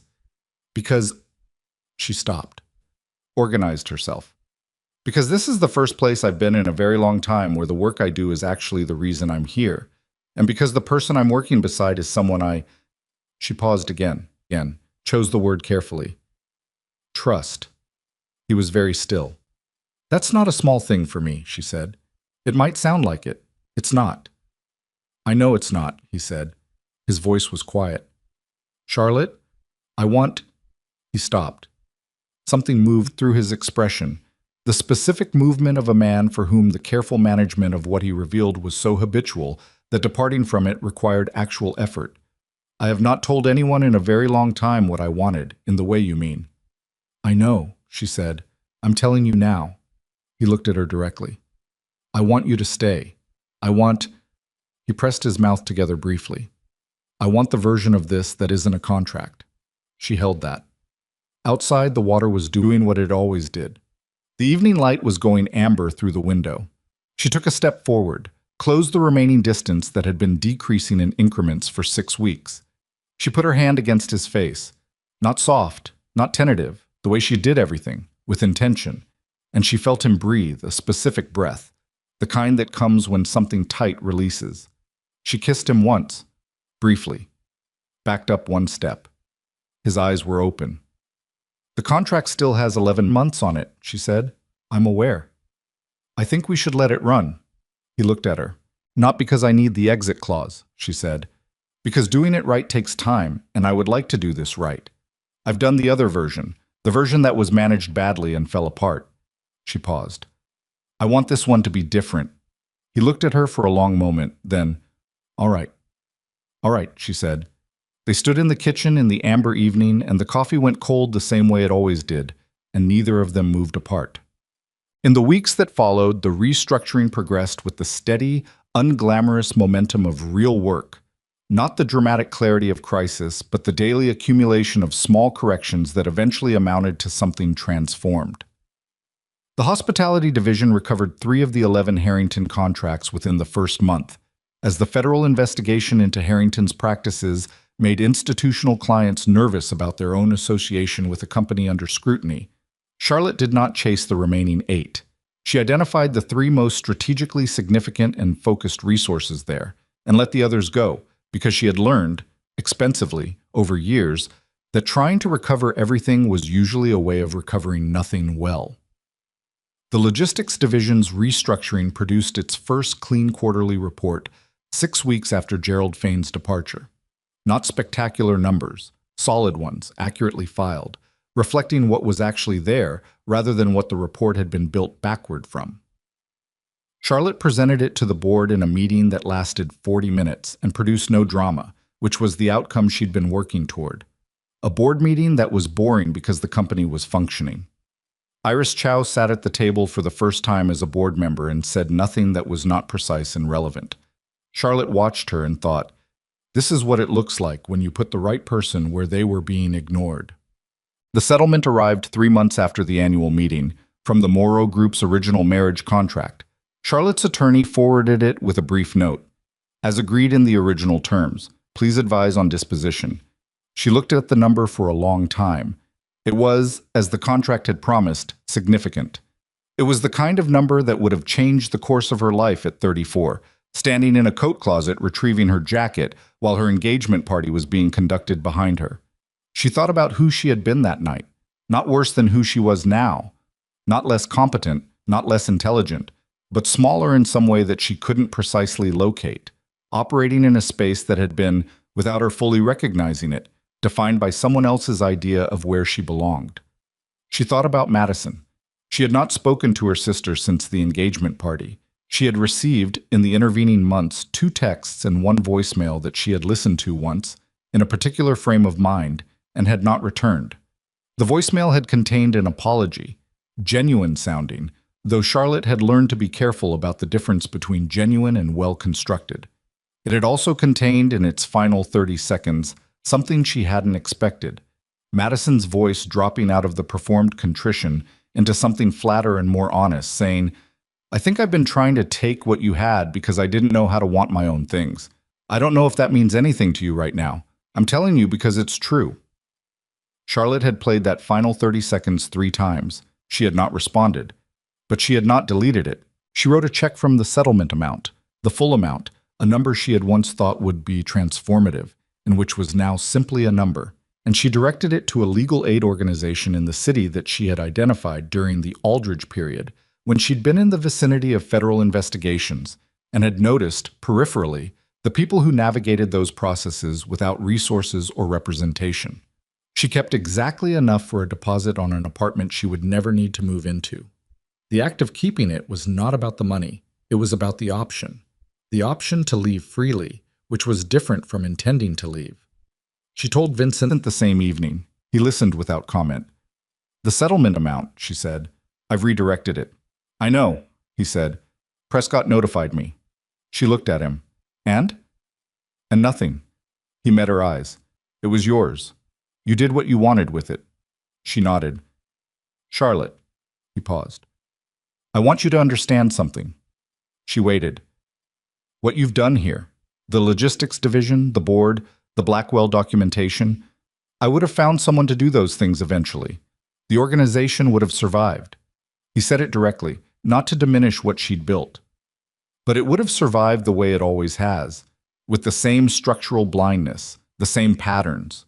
He stopped. "You didn't just fix the company. You changed how the company sees itself." She sat with that for a moment. "That's the harder thing to do," he said. "Anyone can fix numbers, changing how an organization understands itself. That takes someone who sees it from outside and isn't intimidated by what they see." She looked at him. "You're not intimidated by what you see," she said. "You intimidate other people."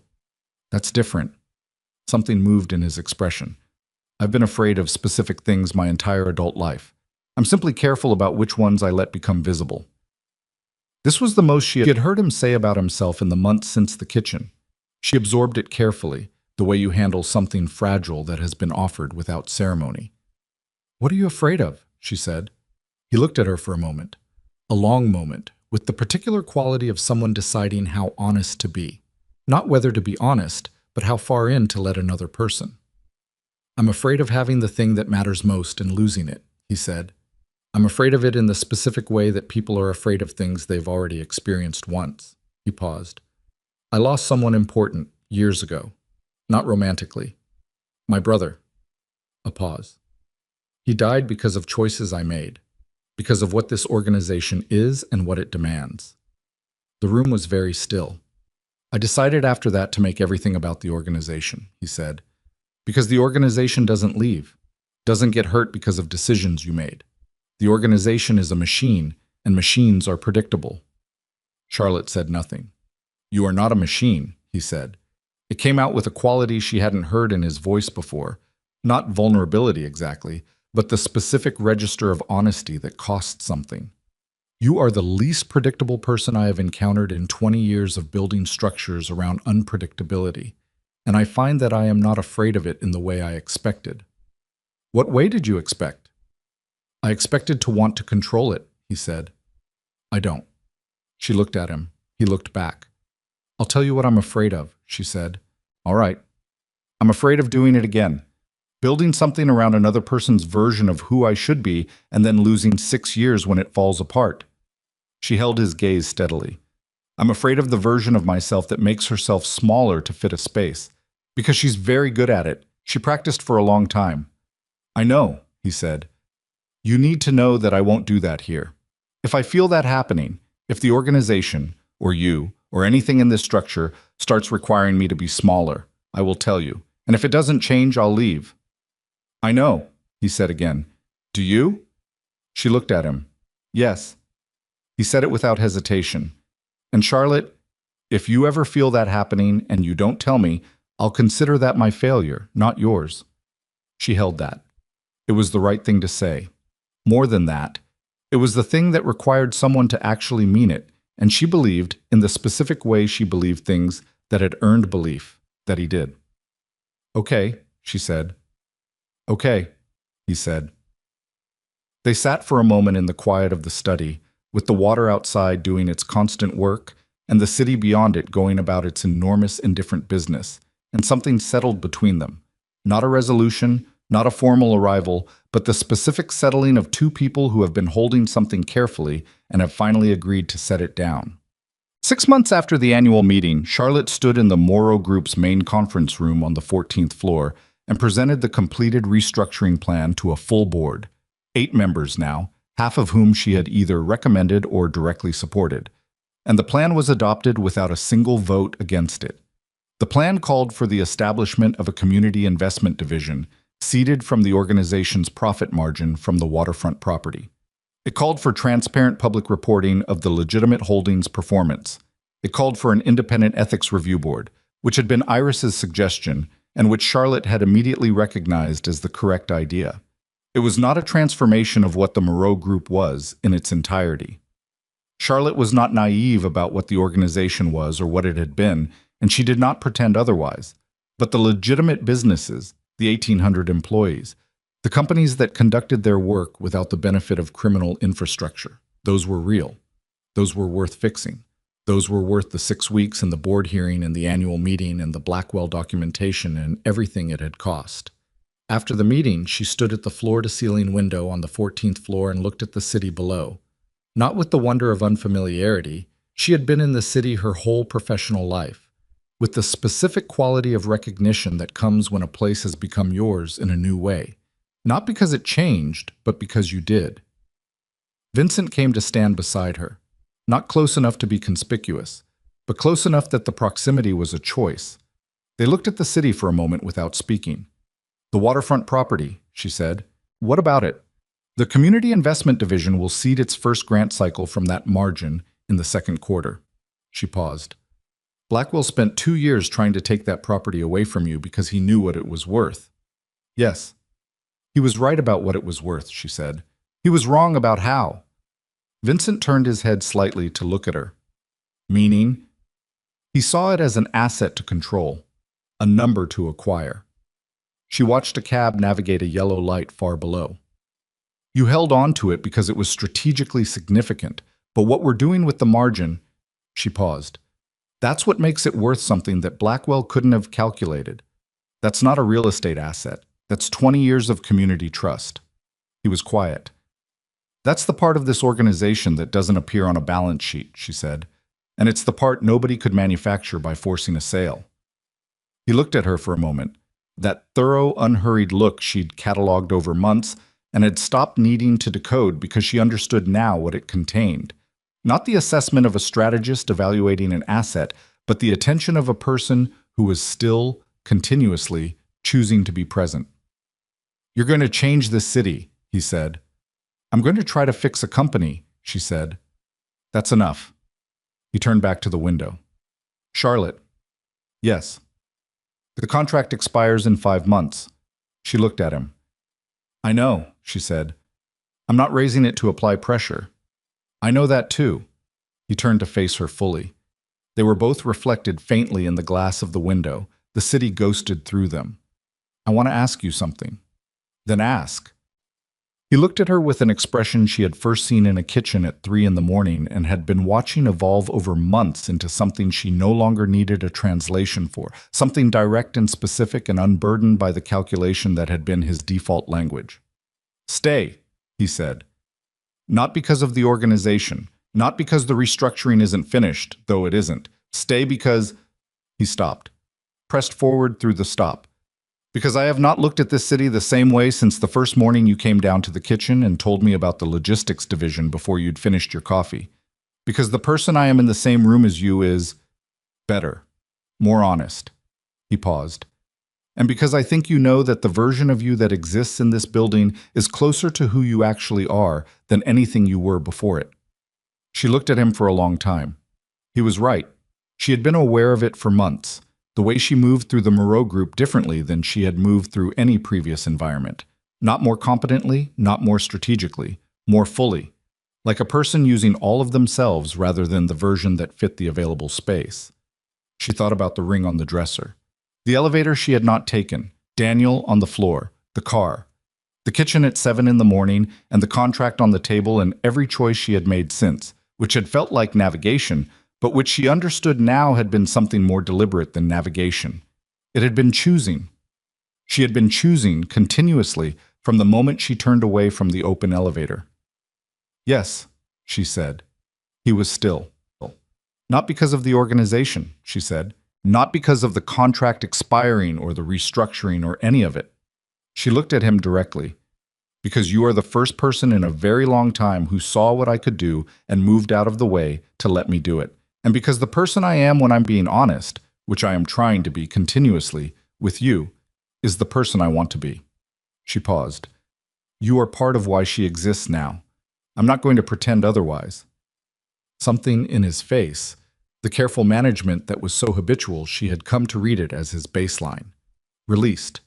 Not dramatically, like a door opening that had been closed a long time, just a change in the quality of light.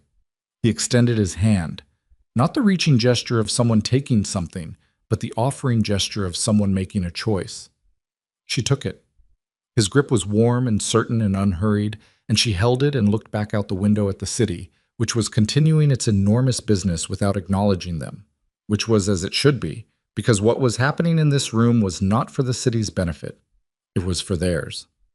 Months later, Charlotte sat in her office in the East Wing, her office, definitively, in a way it had been building toward for nearly a year, and she received an email from Madison. She almost moved past it. Her hand was on the mouse, and she felt the reflexive resistance of someone who had been protecting themselves from a particular direction for a long time. She opened it. It was short. Shorter than any of the previous communications, which had been long the way. Apologies are long when they carry guilt that needs distributing. This one was 3 sentences. I got a job. Social work. I start next month. I don't need anything from you. I just thought you should know I'm trying. Charlotte read it twice. She thought about Madison at 22, picking up Charlotte's things and carrying them because Charlotte needed to get somewhere and couldn't carry everything herself. She thought about Madison at 28, at a family dinner, asking Charlotte why she looked tired in a way that had contained, Charlotte now believed, more observation than criticism. She thought about Madison at 31, making choices that were terrible and that Charlotte would not excuse, and that had also come, she suspected, from the specific hopelessness of a person who believed the only way to have what they wanted was to take it from someone who already had it. She did not respond immediately. She sat with the 3 sentences for a long time. Then she wrote, "Good, keep going." She sent it. She closed the laptop. She sat for a moment in the morning light, in the office that had become hers through the accumulation of work and honesty, and the specific courage of showing up continuously to a situation that had asked more of her than she had planned to give. Outside, the water moved. The city went on. She picked up her pen. She kept working.